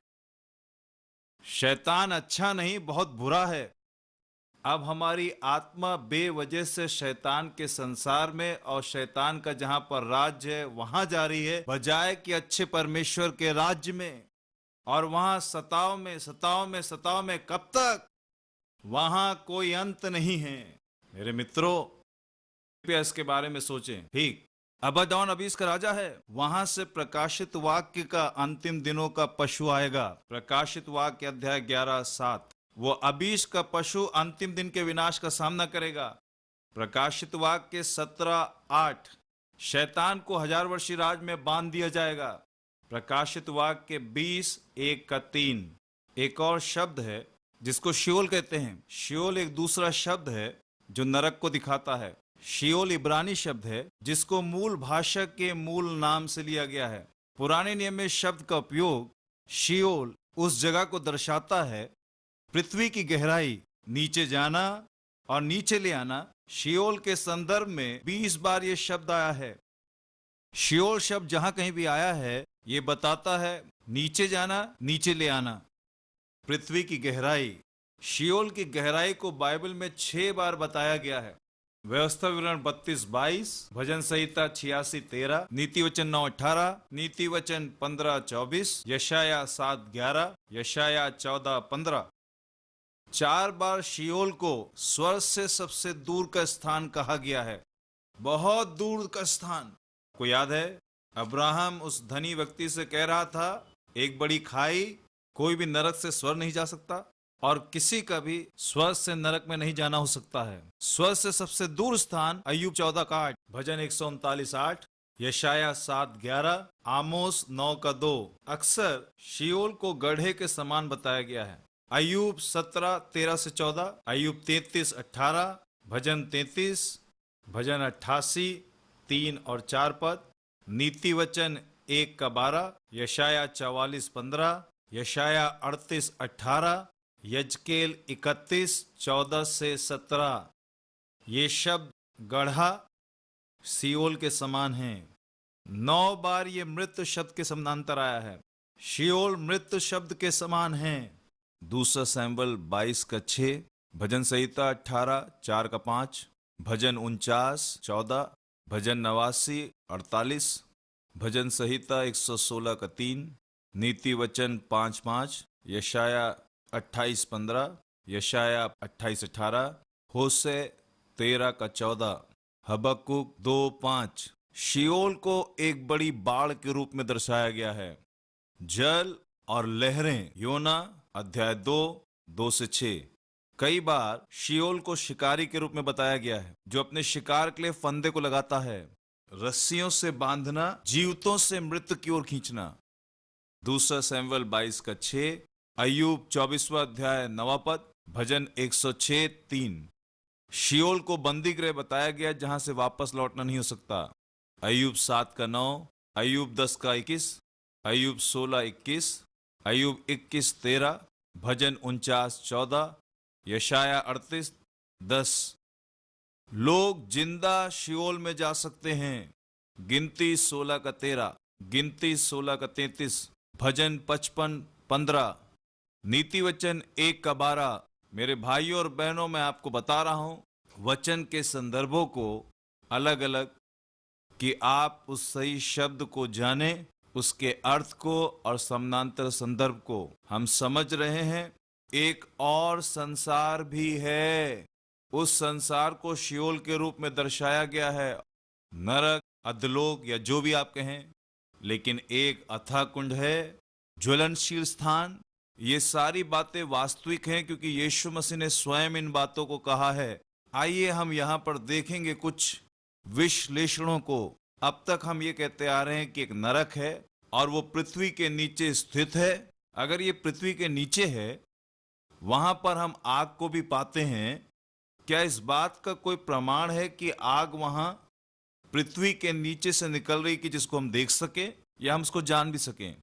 हम अपने पूरे स्कूली अध्ययन में हम सब लोगों ने पढ़ा होगा, सीखा होगा ज्वालामुखी के बारे में। कुछ समय पहले परमेश्वर मेरे ध्यान को उसी तरफ खींचने लगे। इस ज्वालामुखी को देख करके आप समझेंगे नरक के अस्तित्व को और ईश्वर के प्रेम दया को। आइए इसे ध्यान से देखें, ज्वालामुखी क्या है। ज्वालामुखी का जो फूटना है, वो पृथ्वी के बिल्कुल गहरे स्थान से जैसे कोई चीज निकल करके ऊपरी सतह पे आ जाए। मैं यहां पर कुछ उदाहरण के द्वारा आपको समझाता हूं, ठीक है। यदि ज्वालामुखी की तस्वीरों को देखें, ज्वालामुखी अक्सर ऐसे फूटते हैं जैसे आग की झील। फूटने से इसका मतलब ऐसे है कि जैसे पृथ्वी आग की झील की उल्टी कर रही है, मीलों तक उस आग की गर्मी से सब कुछ भस्म कर दे रही है।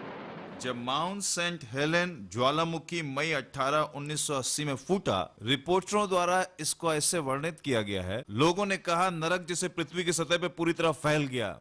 नरक पृथ्वी के ऊपर फैल गया। वल्केनो नाम पुस्तक में पृथ्वी को हिलाने वाली पृष्ठ संख्या 91 में ज्वालामुखी के फूटने को ऐसे वर्णित किया गया है जैसे नरक से कुछ बाहर निकल आया हो। हजारों वर्षों पहले बाइबल में नरक शब्द, जो कि पृथ्वी के बीच में, इसका वर्णन किया गया, जो इससे पूरी तरह से मेल खाता है, जिसको विज्ञान ने अब खोजा है और वो अब इन बातों को खोज पा रहे हैं। अब आप देख सकते हैं यहां पर ज्वालामुखी की कुछ तस्वीरों को और वीडियो क्लिपिंग को। यहां बहुत भारी मात्रा में लावा फूट रहा है, बहुत भारी मात्रा में। देखें गर्मी, आग, ठीक है। आप देखें कुछ जगहों पे, देखें कुछ तस्वीरों को देखें और ऐसा लगता है कि जैसे बहुत बड़ा गड्ढा है, एक नरक की जैसे खिड़की। जो कुछ भी आप यहां पर देखें, यदि इस आग में डाला जाए पूरी तरह भस्म हो जाएगा। आप कह सकते हैं चकनाचूर हो जाएगा, नष्ट हो जाएगा। आप इन तस्वीरों में देखेंगे ये ज्वालामुखी की सारी राख और लावा और ये सारे पदार्थ पृथ्वी से निकले हैं। वो एक नदी, आग की नदी की तरफ बह के जा रहे हैं। मेरे प्रिय भाई और बहनों, आप तुरंत ही समझ सकते हैं वहां आग है, सब तरह की चीजें वहां नीचे हैं और पृथ्वी का तापमान बहुत ही गर्म है। कैस्पर प्यूजर प्रसिद्ध वैज्ञानिक ज्वालामुखी फूटने के ऊपर एक शोध करके उन्होंने कुछ कागजात को तैयार किया। हेक्ला फेल में अपने शोध में उन्होंने कई डरावनी और भयानक बातों को लिखा। ये व्यक्ति कैस्पर प्यूजर, और वो कहते हैं भयानक दहाड़ों का मारना, रोना, दांतों का पीसना, जब ये ज्वालामुखी ऐसे फूटते हैं इनकी आवाजों को दूर से सुना जा सकता है। ये फिर क्या है? अक्सर जब ज्वालामुखी फूटते हैं तो उसमें लावा और आग और धुआं और राख और ऐसी चीजें तो दिखती हैं, लेकिन ये जो विशेष व्यक्ति इस बात को अपनी खोज में पाया, भयानक दहाड़ों को, रोने और दांत पीसने को। ये कौन है? ये आवाजें उन आत्माओं की हैं जो मनुष्यों की हैं, जो पहले ही जाग करके उस नरक की आग में गिर पड़ी हैं। मैं पहले से ही आपको ये बताते आ रहा हूं, बड़ी आरामदायक और विश्राम की जगह नहीं है।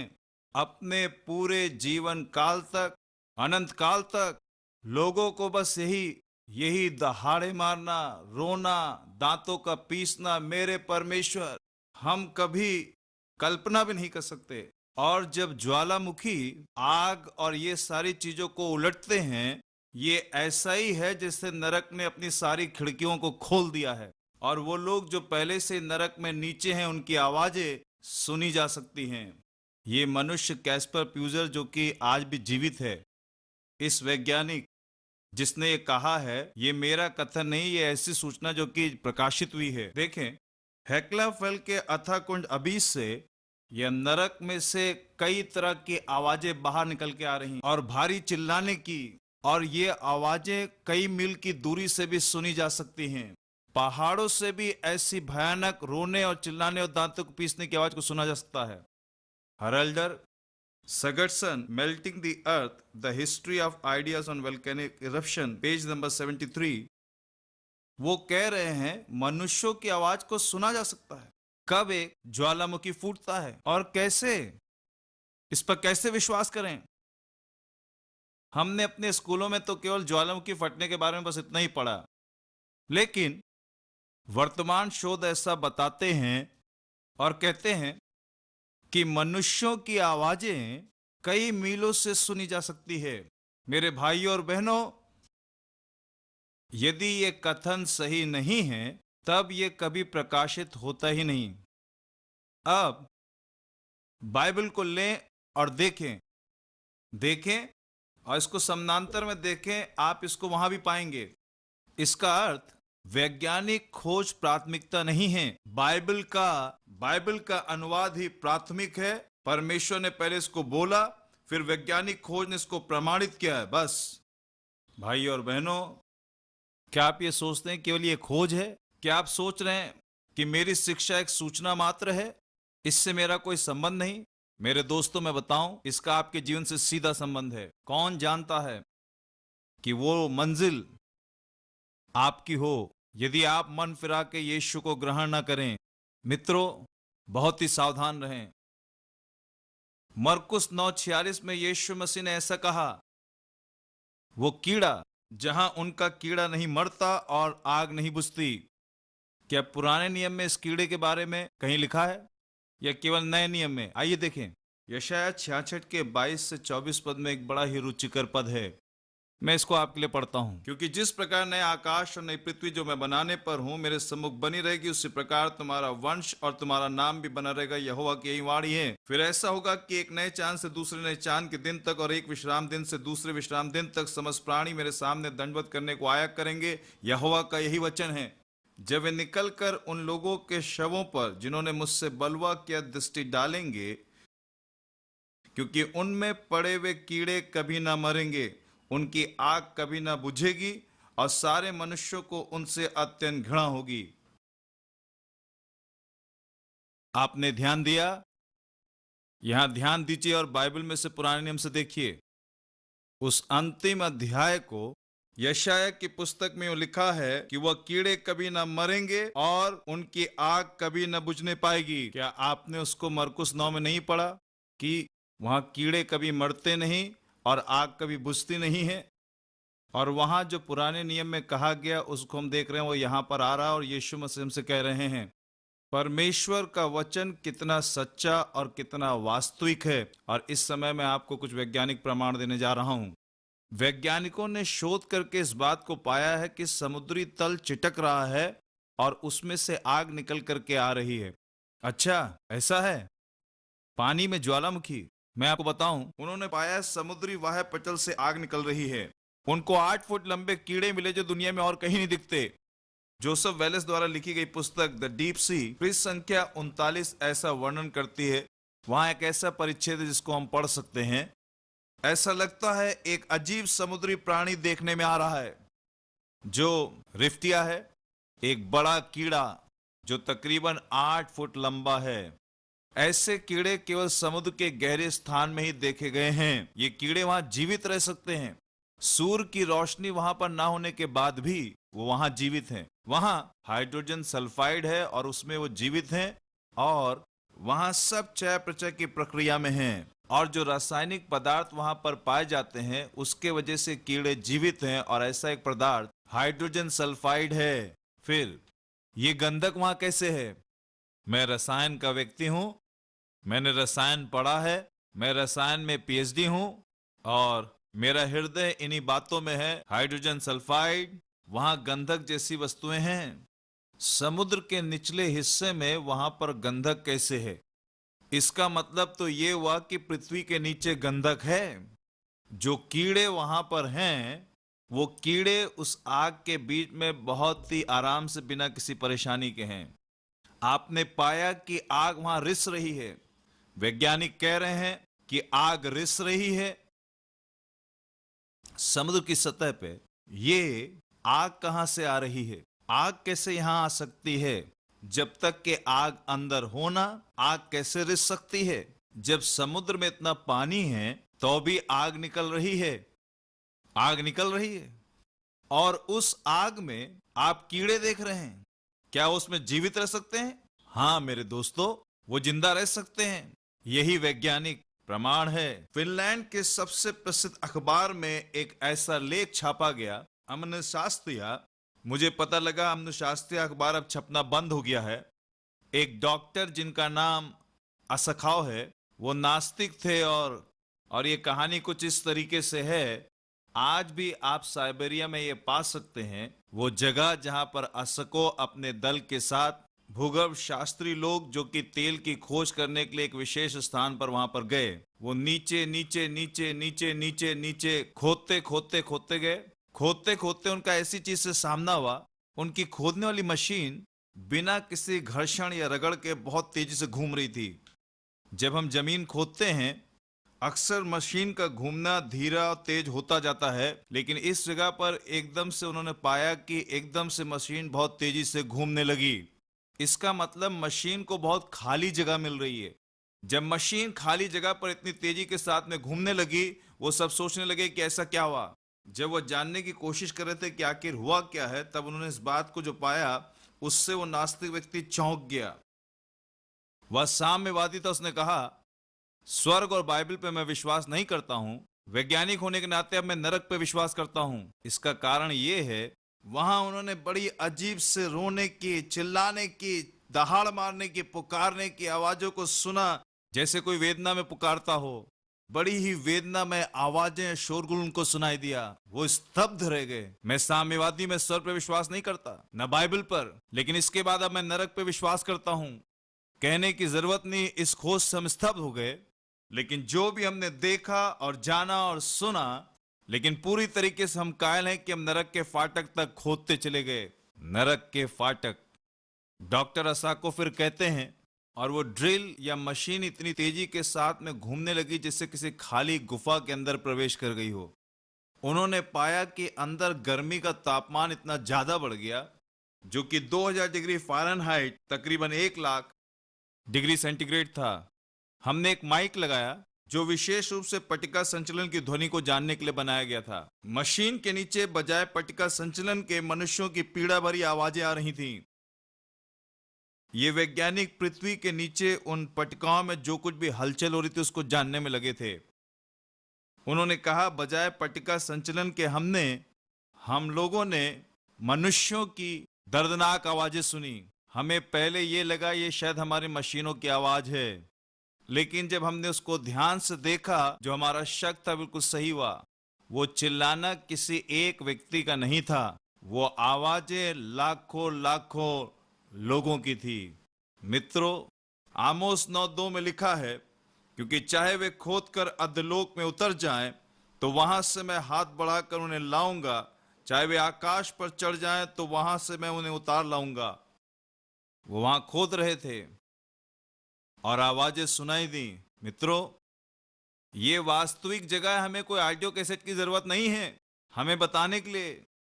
हमें इन प्रमाणों की आवश्यकता नहीं है कि नरक है, चाहे हम इस पर विश्वास करें या बिल्कुल भी ना करें। कई बार जब हम लोगों को ऐसे वैज्ञानिक प्रमाणों के बारे में बताते हैं, तो वो अपना अनुमान लगाते हैं। कैसे हम विश्वास करें?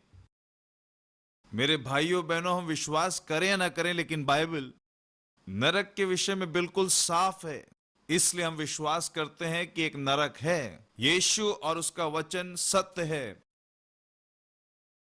किसी व्यक्ति को अब समझाने के लिए हमें कोई और प्रमाणों की आवश्यकता नहीं है, लेकिन परमेश्वर का वचन बाइबल पूरी तरह से पर्याप्त है इस बात को मानने के लिए कि नरक है।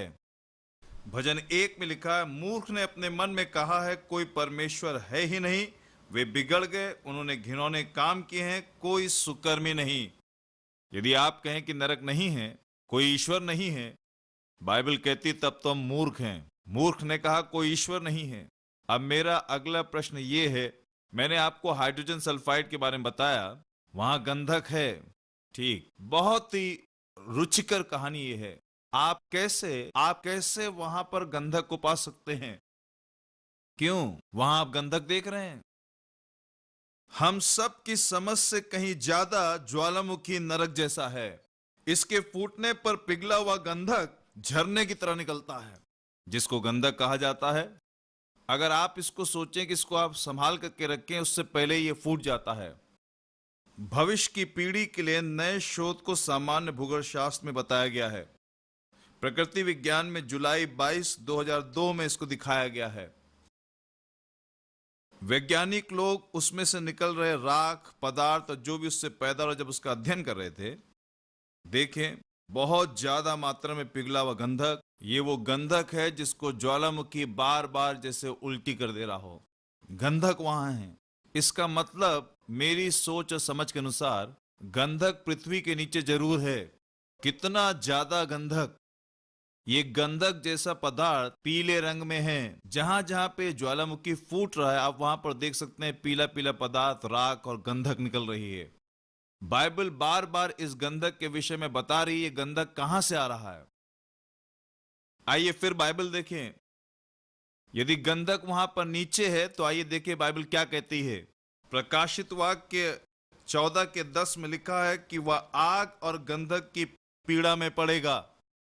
अय्यूब 18 में लिखा है, जो परमेश्वर का ज्ञान नहीं रखता उसका ऐसा स्थान है।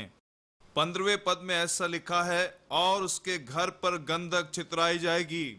आप देख रहे हैं ये पदार्थ क्या है? ये गंधक है। इस गंधक को आप पृथ्वी के नीचे पा सकते हैं। प्रकाशित वाक्य 21:8 में, परंतु डरपोकों और अविश्वासियों और घिनौनों और हत्यारों और व्यभिचारियों और टोनों और मूर्ति पूजकों और सब झूठों का भाग उस झील में मिलेगा, जो आग और गंधक से जलती रहती है या दूसरी मृत्यु है। भाई और बहनों, प्रकाशित वाक्य 21:8 को पढ़ करके इस गंधक के विषय में आप जानें, और वहां ज्वालामुखी में आप इसको पाएंगे। सल्फर डाइऑक्साइड, गंधक की गैसें, सल्फर ट्राइऑक्साइड और वो सब जहरीली गैस और गंधक की राख, पिघला गंधक, और पृथ्वी से बाहर आ रहा है।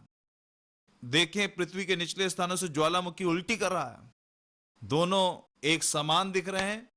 प्रकाशित वाक्य 21:8 क्या कहता है? वहां कौन जाएगा? अविश्वासी, घृणित, हत्यारे, व्यभिचारी, टोनो, मूर्ति पूजक, झूठे, ये वहां होंगे। बाइबल बहुत साफ तस्वीर दिखाती है। जो पदार्थ उसमें से निकल रहे हैं, ज्वालामुखी से वही निकल रहा है जो बाइबल नरक के विषय में बताती है। जहरीली गैस सल्फर डाइऑक्साइड एक सक्रिय ज्वालामुखी से निकलने वाले पदार्थ की मात्रा न्यूनतम 20 टन तक और अधिकतम 1 करोड़ टन तक उसकी तीव्रता पर निर्धारित हो सकती है, जो उसकी श्रेणी और मैग्मा पर निर्धारित है। एक जबरदस्त ज्वालामुखी विस्फोट पहाड़ पेनाचिको में 15 जून 1991 को हुआ, जिसमें से 3.5 घनाकार किलोमीटर मिश्रित पदार्थ मैग्मा निकला और इसके साथ साथ 20 करोड़ मापी टन सल्फर डाइऑक्साइड इसमें से निकलकर समताप मंडल में चला गया। परिणाम स्वरूप सल्फर एरोजोल 0.5 से 0.6 डिग्री पृथ्वी के ठंडी सतह से उत्तरी गोलार्ध तक पहुंच गया।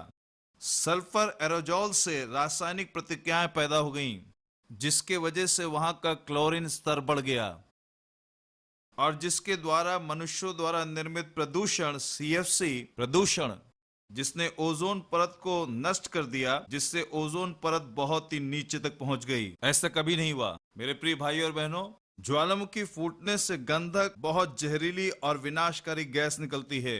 जैसा प्रकाशित हुआ 21:8 में बताया गया, ये ठीक उसी के समान है। गंधक जैसे मानो आग में खौल रहा हो।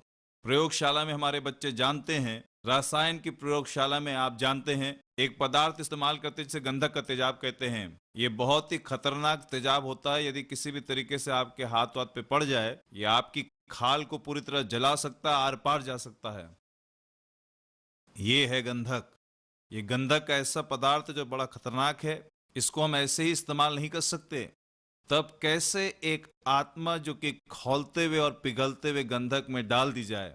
इतना ज्यादा तापमान 2000 फ़ारेनहाइट नरक की आग में, जिसमें किसी को 1 दिन नहीं, 2 दिन नहीं, 4 दिन नहीं, 1 महीने के लिए नहीं, हमेशा हमेशा लाखों लाखों लाखों वर्षों तक। जरा कल्पना करें क्या ही भयानक तस्वीर होगी मेरे भाइयों।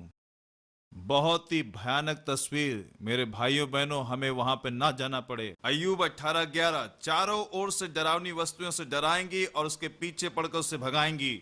अपने जिस डेरे का भरोसा वह करता है, उससे वह छीन लिया जाएगा और वह भयंकरता के राजा के पास पहुंचाया जाएगा। जो उसके यहाँ का नहीं है, वह उसके डेरे में वास करेगा और उसके घर पर गंधक छितराई जाएगी। वह उजियाले से अंधियारे में ढकेल दिया जाएगा और जंगल में भी भगाया जाएगा।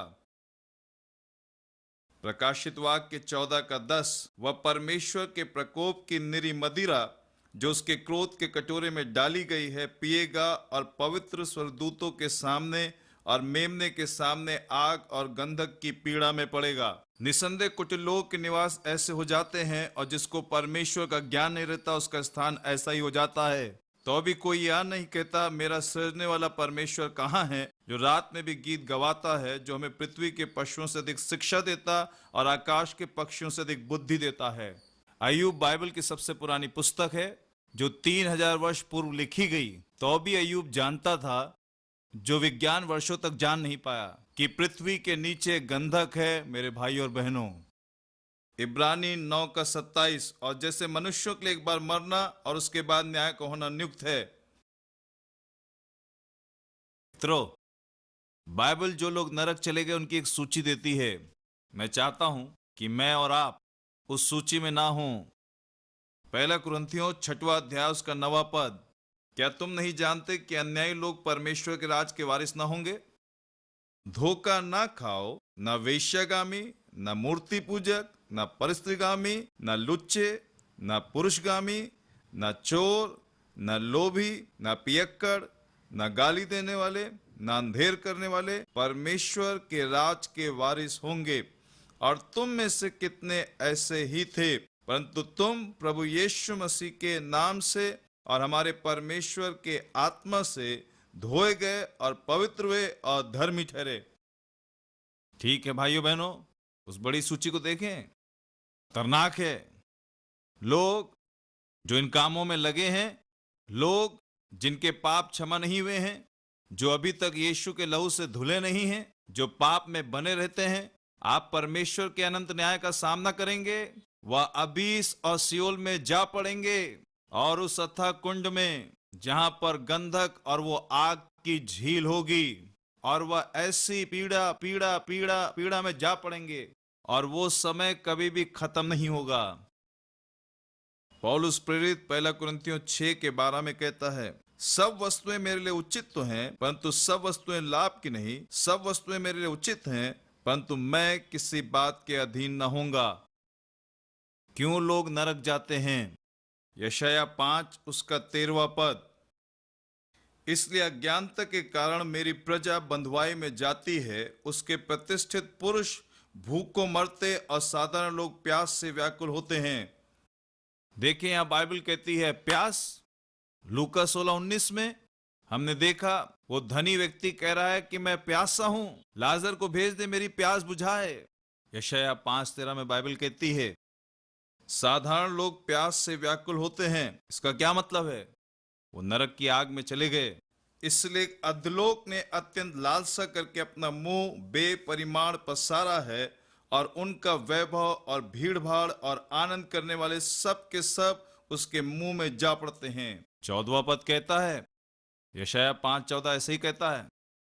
गलतियों 5:19 बड़ी स्पष्टता से कहता है, शरीर के काम तो प्रकट है, अर्थात व्यभिचार, गंदे काम, लुचपन, मूर्ति पूजा, टोना, बैर, झगड़ा, ईर्ष्या, क्रोध, विरोध, फूट, विधर्म, डाह, मतवालापन, लीला क्रीड़ा और इनके जैसे और काम हैं। ये वो सब काम हैं जिसे मनुष्य करते हैं, जिसको मैंने पहले भी कहा है। मैंने बीते समय में भी आपको बताया, जैसे पहले कह भी चुका हूं कि ऐसे से काम करने वाले परमेश्वर के राज के वारिस ना होंगे। मेरे मित्रों, बाइबल बिल्कुल साफ है। अगर हम अपने जीवनों में इन कामों का अभ्यास करते हैं तब हमारे पास में कोई बहाना नहीं, और यदि हम यीशु के उद्धार का इनकार करते हैं तब हम भी वहां जा पहुंचेंगे। क्या आप ऐसे किसी बंधन में हैं? ऐसे फंदों से बचें। मत्ती 7:13 में यीशु मसीह एक बड़ी अद्भुत शिक्षा देते हैं। सकेत फाटक में प्रवेश करो, क्योंकि चौड़ा है वह फाटक और सरल है वह मार्ग जो विनाश को पहुंचाता है। यीशु ने कहा बहुत से लोग भीतर जाने की कोशिश करेंगे। उन्होंने चौड़े मार्ग को पसंद किया। बड़ी भीड़, पाप करते हुए, शराब की दुकान, सिनेमा हॉल, नाइट क्लब्स, जुआ खेलना, क्या कुछ नहीं। इस दुनिया में कितने लोग जा रहे हैं। यदि लोगों से कहो कलीसिया में आओ आराधना करो, कितने लोग आते हैं? भाई और बहनों, जरा सोचिए। चौड़ा है वह फाटक और सरल है वह मार्ग जो विनाश को पहुंचाता है। क्योंकि सकेत है वह फाटक और कठिन है वह मार्ग जो जीवन को पहुंचाता है, और थोड़े हैं जो उसे पाते हैं। क्या आप वो व्यक्ति होंगे जो वहां जीवन पाएंगे? फिलिपियों 2:12, इसलिए हे मेरे प्रियो, जिस प्रकार तुम सदा से आज्ञा मानते आए हो, वैसे अब भी न केवल मेरे साथ रहते हुए, पर विशेष करके अब मेरे दूर रहने पर भी डरते और कांपते हुए अपने अपने उद्धार का कार्य पूरा करते जाओ। आपको उद्धार मिला होगा मेरे भाई और बहनों, जब आपने प्रभु यीशु मसीह के पर विश्वास किया। बाइबल कहती डरते और कांपते हुए अपने उद्धार के कार्य को प्रतिदिन पूरा करो। इब्रानियों 10:26-27, क्योंकि सच्चाई की पहचान प्राप्त करने के बाद यदि हम जानबूझकर पाप करते रहें तो पापों के लिए फिर कोई बलिदान बाकी नहीं। हाँ, दंड का एक भयानक बाट जोना और आग का ज्वलन बाकी है जो विरोधियों को भस्म कर देगा। प्रकाशित वाक्य 21:8, परंतु डरपोकों, अविश्वासियों, घिनौनों, हत्यारों, व्यभिचारियों, टोनों, मूर्ति पूजकों, सब झूठों का भाग उस झील में मिलेगा जो आग और गंधक से जलती रहती या दूसरी मृत्यु है। इब्रानियों 12:14, सबसे मेल मिलाप रखो और उस पवित्रता के खोजी हो जिसके बिना कोई प्रभु को कदापि न देखेगा। परमेश्वर का भय माने। मत्ती 10:28, जो शरीर को घात करते हैं पर आत्मा को घात नहीं कर सकते, उनसे मत डरना, पर उसी से डरो जो आत्मा और शरीर दोनों को नरक में नष्ट कर सकता है। सबोपदेशक 9:4, परंतु जो सब जीवितों में है उसे आशा है, क्योंकि जीवित कुत्ता मरे हुए सिंह से बढ़कर है। आज आप जीवित हैं, जो मर करके चले गए आज आप उनसे अच्छे हैं। निर्णय लें।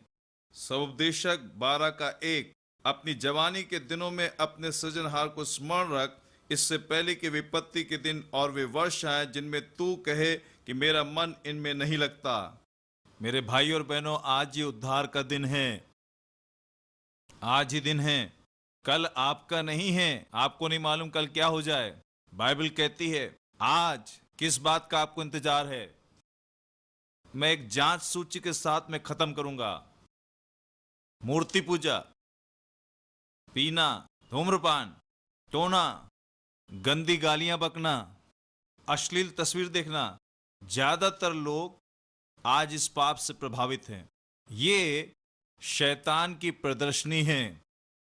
आज जवान, शादीशुदा, कुंवारे सभी इसकी लत में हैं। और इंटरनेट तो ठीक है, लेकिन इसका उपयोग अश्लील फिल्मों को देखने के लिए कर रहे हैं, फिर पाप करते हैं। याद रहे, आप नरक की ओर जा रहे हैं। मन फिराएं, यीशु के पास आएं। गंदी तस्वीरें, गंदी कल्पना, काम वासना के बारे में सोचना, अनैतिक संबंध, शादी से पहले गलत संबंध, शादी से पहले ऐसे संबंध ना बनाएं, ये अनैतिक है। परमेश्वर इसको मना करते हैं। विवाह के अलावा संबंध, शादी के अलावा संबंध, मोबाइल से ऐसे संबंध बनाना, होटल, नाइट क्लब, दारू खाना, दूसरी औरत या दूसरे की औरत की चाह करना, प्रेम रहित, दुचित्तापन, साइबर सेक्स, भयंकर डरावनी पिक्चरें देखना। शैतान अंदर आ जाता है डरावनी भयानक पिक्चर देखने से। रॉक म्यूजिक, ये शैतान की तरफ से। चुगली करना, दोष लगाना, समय का दुरुपयोग, परमेश्वर के पैसे चुराना। यदि आप परमेश्वर के सेवक है तो ध्यान दें, परमेश्वर के पैसे से कैसा व्यवहार है। दूसरों का न्याय करना, ये सारी बातें हमें शैतान की बंधुआई में ले जाएगी मेरे भाई और बहनों।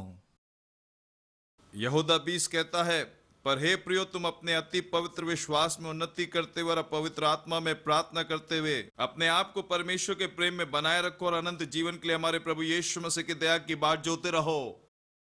उन पर जो शंका में है दया करो, और बहुतों को आग में से झपट कर निकालो, और बहुतों पर भय के साथ दया करो, पर उस वश से भी घृणा करो जो शरीर के द्वारा कलंकित हो गया है। हमारे यहां से जाने के बाद 2 ही स्थान हैं। बाइबल कहती है कि हमें क्या करना है। रोमियो उसके 10:9 में हम देख सकते हैं कि यदि तू अपने मुंह से यीशु को प्रभु जानकर अंगीकार करे और अपने मन से विश्वास करे कि परमेश्वर ने उसे मरे में से जिलाया, तो तू निश्चय उद्धार पाएगा। यूहन्ना 6:37, जो कुछ पिता मुझे देता है वह सब मेरे पास आएगा, और जो कोई मेरे पास आएगा उसे मैं कभी न निकालूंगा। व्यवस्था विवरण 11:26, सुनो मैं आज के दिन तुम्हारे आगे आशीष और शाप दोनों रख देता हूं। यहोवा की इन आज्ञाओं को जो मैं आज तुम्हें सुनाता हूं मानो तो तुम पर आशीष होगी, और यदि तुम अपने परमेश्वर यहोवा की आज्ञाओं को नहीं मानोगे और जिस मार्ग की आज्ञा आज मैं सुनाता हूं उसे तज कर दूसरे देवताओं के पीछे हो लोगे जिन्हें तुम नहीं जानते हो, तुम पर शाप पड़ेगा। भाई और बहनों, यीशु कहते हैं मैं तुम्हारे लिए मरा, मैंने तुमसे इतना प्रेम किया। यीशु क्रूस पर मरे। व्यवस्था विवरण 30वां अध्याय उसका 20वां पद, इसलिए अपने परमेश्वर यहोवा से प्रेम करो और उसकी बात मानो और उससे लिपटे रहो, क्योंकि तेरा जीवन और दीर्घ जीवन यही है। भाई और बहनों, उद्धार कितना महान है, परमेश्वर का प्रेम कितना महान है। इब्रानियों 2:14-15, इसलिए जबकि लड़के मांस और लहू के भागी हैं, तो वह आप भी उनके समान उनका सहभागी हो गया, ताकि मृत्यु के द्वारा उसे जिस पे मृत्यु पर शक्ति मिली थी अर्थात शैतान को निकम्मा कर दे, और जितने मृत्यु के भय के मारे जीवन भर दासत्व में फंसे थे उन्हें छुड़ा ले। मेरे प्रिय मित्रों, कुछ लोग ऐसे ऐसे बहानों को बनाने लगते हैं, अजीब बहानों को। मेरे पास की बड़ी सूची है, क्या आप भी उसमें हैं, जिसको ऐसे ही बहाने बनाने की आदत सी पड़ गई है। हमेशा परमेश्वर के प्रेम और उसकी योजना से भागना। कुछ सोचते हैं कि वो पूरी तरह पर्याप्त हैं, मुझे कोई शिक्षा की जरूरत नहीं है। स्वर्ग और नरक और परमेश्वर चाहे कुछ भी, कोई मसीह सही नहीं है। ठीक है, परमेश्वर आपको लोगों को देखने के लिए नहीं कहता है, परमेश्वर चाहते हैं आप उसको देखें, ना कि मसीहों को। कुछ लोग ऐसा भी सोचते हैं, अरे देखो मैं इन सब मसीहों से काफी अच्छा हूं। ठीक है, मैं चोर नहीं, हत्यारा नहीं। मेरे मित्रों, हम सब जन्म से ही पापी हैं, इसलिए हमारे पास कोई बहाना नहीं है। कुछ ऐसा सोच रहे हैं कि उन्होंने कोई बहुत बड़ा पाप नहीं किया है। कुछ लोग सोचते हैं अरे मैं बहुत मुसीबत में पड़ जाऊंगा यदि मैं मसीह में आ गया। आप खुद चुनिए, जब आपकी आत्मा शरीर से निकल जाएगी, कोई माता पिता भाई बहन आपकी किसी तरह से कोई मदद नहीं कर पाएगा स्वर्ग या नरक से छुड़ाने में। यहां आपका चुनाव महत्वपूर्ण है। कुछ लोगों का ऐसा सोचना है कि उन्हें यीशु की आवश्यकता नहीं है। अरे अभी वो समय नहीं है, जब समय आएगा तब मैं वो यीशु के बारे में सोचूंगा। ठीक है, जब मैं 60 या 70 साल का होऊंगा तब जाके सोचूंगा। कुछ लोगों का ऐसा मानना है कि यीशु एक भले व्यक्ति थे, बस इतना ही। वो नहीं सोचते कि वो परमेश्वर का पुत्र अर्थात परमेश्वर है। वो ये विश्वास नहीं करते कि अनंत काल का परमेश्वर उद्धार करता है। ठीक है, यीशु थे। कुछ सोचते हैं कि ये समय की बर्बादी है। क्या ज्यादा सोचना है, समय की बर्बादी है। कुछ डरते हैं कि उन्हें समाज से निष्कासित कर दिया जाएगा, समाज से उनको निकाल दिया जाएगा, उनके समूह से, उनके परिवार रिश्तेदारों से। और कुछ अपने आप को दूसरों से कहीं ज्यादा पवित्र समझते हैं।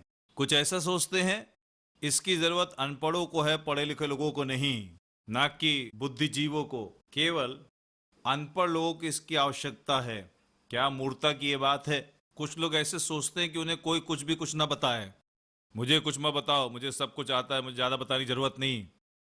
ये ऐसे लोग हैं, इनके पास जाना समझाना सिखाना कठिन है। सावधान हो आप ऐसे व्यक्ति ना हो। और कुछ तो ऐसा समझते हैं उनको सब कुछ आता है। अरे मैं सब जानता हूं। ये वही लोग हैं जो कुछ भी नहीं जानते हैं। कुछ ऐसा सोचते हैं वो सबसे ज्यादा व्यस्त हैं। इन बातों के लिए बिल्कुल भी समय नहीं है। बहुत व्यस्त, बिल्कुल समय नहीं है। कुछ सोचते हैं ये और कुछ नहीं, केवल ये धर्मांतरण है। आप अपने आप को मूर्ख बना रहे हैं। कुछ सोचते हैं जो केवल धर्म के पीछे भागते हैं उनके लिए ये है।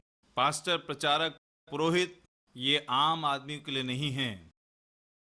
मित्रों, आप ऐसा सोचते हैं ये आप ही के लिए, पूरी तौर से आप ही के लिए है।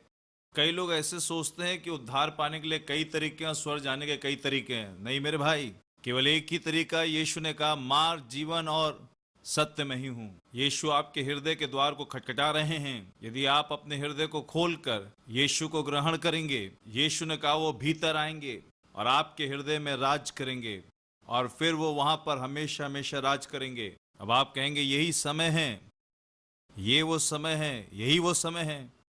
यदि हम इसे खो दें तो हम लोग ऐसे बड़े उद्धार से निश्चिंत रहकर कैसे बच सकते हैं, जिसकी चर्चा पहले पहल प्रभु के द्वारा हुई और सुनने वालों के द्वारा हमें इसका निश्चय हुआ। और साथ ही परमेश्वर भी अपनी इच्छा के अनुसार चिन्हों और अद्भुत कामों और नाना प्रकार के सामर्थ के कामों और पवित्र आत्मा के वरदानों के बांटने के द्वारा इसकी गवाही देता रहा। दूसरा कुरिन्थियों 6:2, अभी वह प्रसन्नता का समय है, देखो अभी वह उद्धार का दिन है। वहां पे 2 बार आर शब्द का प्रयोग है। पहला आर रिजॉइसिंग, आनंद मनाने के लिए, और दूसरा आर रिजेक्टिंग क्राइस्ट, यीशु का इनकार करना और अनंत नरक में चले जाना। एक निर्णय, एक आर, यीशु को ग्रहण करें, आनंद मनाएं, या यीशु का इनकार, पछतावा। यीशु को ग्रहण करें, स्वर्ग में आनंद मनाएं। यीशु का इनकार, पछतावा, हमेशा के लिए नरक की आग में। यीशु को ना मानना अपने आप पे निर्भर होने जैसा है। मित्रों, यही घमंड है। प्रभु यीशु मसीह पे विश्वास करें। बाइबल कहती है आप और आपका घराना उद्धार पाएगा। कृपया बाइबल की एक प्रति मंगाएं, प्रतिदिन बाइबल पढ़ें, वचन में से पढ़ते रहें। बाइबल कहती है एक अनंत जीवन है। परमेश्वर से माफी मांगे, अपने सारे पापों को यीशु से माने, यीशु के सामने घुटने टेके नम्रता से यीशु से कहें, प्रभु मैं पापी हूं, मेरे दिल में आ जाइए। मैं अपने पुराने सारे पापों के जिन पे पूर्ण विराम लगाता हूं, मुझे नया जन्म बनाइए। बाइबल कहती है यदि कोई मसीह यीशु में है तो वो नई सृष्टि है, पुरानी बातें बीत गईं, पूरी तरह से नया हो गया। यीशु से कहें कि वो हमेशा हमेशा के लिए आपके अंदर वास करें। यीशु मसीह आपके हृदय के राजा बन जाते हैं। वो आपके जीवन का राजा है। बाइबल पढ़ें, उसके पीछे चलें, वैसे ही जीवन जिएं। परमेश्वर से बोलें कि एक अच्छी कलीसिया को दिखाएं, आत्मा से भरी बाइबल शिक्षा, बाइबल पे विश्वास करने वाली कलीसिया। जाके वहां के सदस्य बने। प्रत्येक रविवार को हर एक सभाओं में पादरी की सुने, मार्गदर्शन पाएं, वो आपकी सहायता करेंगे आत्मिक रूप से बढ़ने में। संतों के साथ आराधना करें। एक दिन आएगा जब आपको भी अपनी आंख को बंद करना होगा। ये और कुछ नहीं, एक कमरे से दूसरे कमरे में जाना है, बस इतना ही। ऊपर स्वर्ग में हम ऐसे संसार से होकर जो नाशमान स्वभाव का है, एक संसार जो पूरी तरीके से पाप, दुख, रोग, बीमारी, सब तरह की भद्दी चीजें, अशांति, प्रेम रहित, झगड़ा, विरोध, लड़ाई, बेईमानी, हम ऐसे संसार में प्रवेश करेंगे जहां पर ऐसी कोई भी बात नहीं होगी। उत्तम संसार मेरे प्रिय भाई और बहनों। अन्यथा हमारे बलवापन के लिए धर्मी परमेश्वर का न्याय, आत्मा जो अनंत है, अनंत आग में जा पड़ेगी, पीड़ा में। वहां क्यों जाना है? परमेश्वर नहीं चाहते हैं हमारी आत्मा नरक जाए। परमेश्वर हमें स्वर्ग में देखना चाहते हैं। वो आपसे विनती कर रहे हैं, जबकि आपने इस कार्यक्रम को देखा है, परमेश्वर ने आपसे बातें की होंगी। अपने हृदय को सख्त मत करें, बजाय यीशु को ग्रहण करें। आप ऐसा भी सुनेंगे, स्वर्गदूत, वास्तविक स्वर्गदूत, वो कभी अपनी आवाज को किसी टेप रिकॉर्डर में जाके नहीं देंगे। वो वास्तविक स्वर्गदूत स्वर्ग में, ये स्वर्गदूत हमेशा बहुत ही सुंदर गीत गाते रहते हैं। आइए परमेश्वर के स्वर्गदूतों के साथ वहां पर हमेशा हमेशा के लिए उनके साथ रहें। भला परमेश्वर आपको आशीष देवे। धन्यवाद।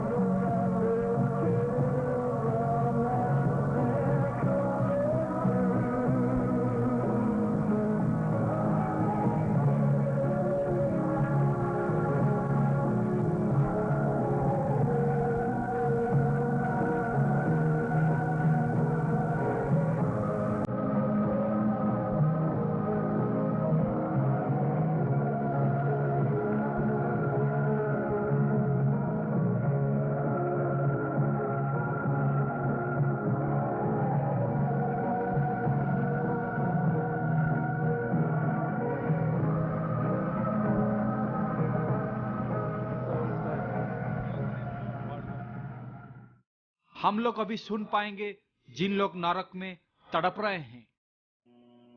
Now, I've got a clean copy of it now, and I warn you, this could scare you. Here's the email. Dear Art Bell, I just recently began listening to your radio show and could not believe it when you talked about the sounds from hell tonight. My uncle had told me this story a couple of years ago, and I didn't believe him. I wanted to listen to this kind of story. Newspaper fabricated account. The story story about the digging of the hole and the hearing of the sounds from hell is very real. It did occur in Siberia. My uncle collected videos and audio tapes and so forth of the paranormal, supernatural. He passed away fairly recently, but he would have loved your show. Let me listen to one of the audio tapes that he had on the sounds from hell in Siberia, and I copied it. He received his copy from a friend who worked at the BBC. It took me a while to find it tonight, but it is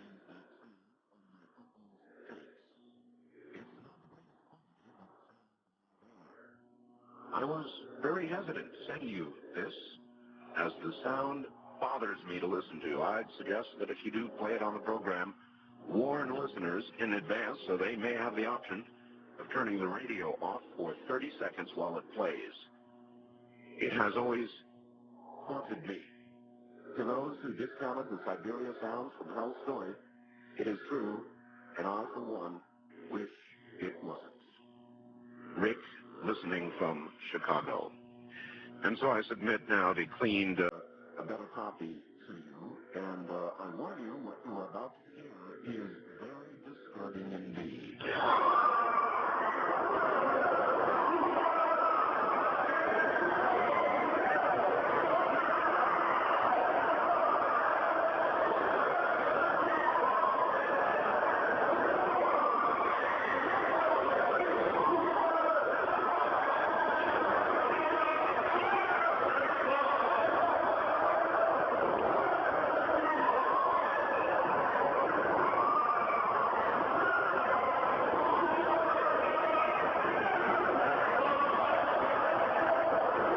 यीशु मसीह अपना कलश को फिर आ रहे हैं। Bible ये बोलती है कि मत्ती उसका 24 का 42 में, जागते रहो क्यों तुम नहीं जानते कि तुम्हारा प्रभु किस दिन आएगा। परंतु मैं ये बताना चाहता हूं कि यीशु मसीह शायद इसी महीना आएंगे, नहीं तो आने वाला सप्ताह में आएंगे, ऐसे भी हो सकता है, अभी भी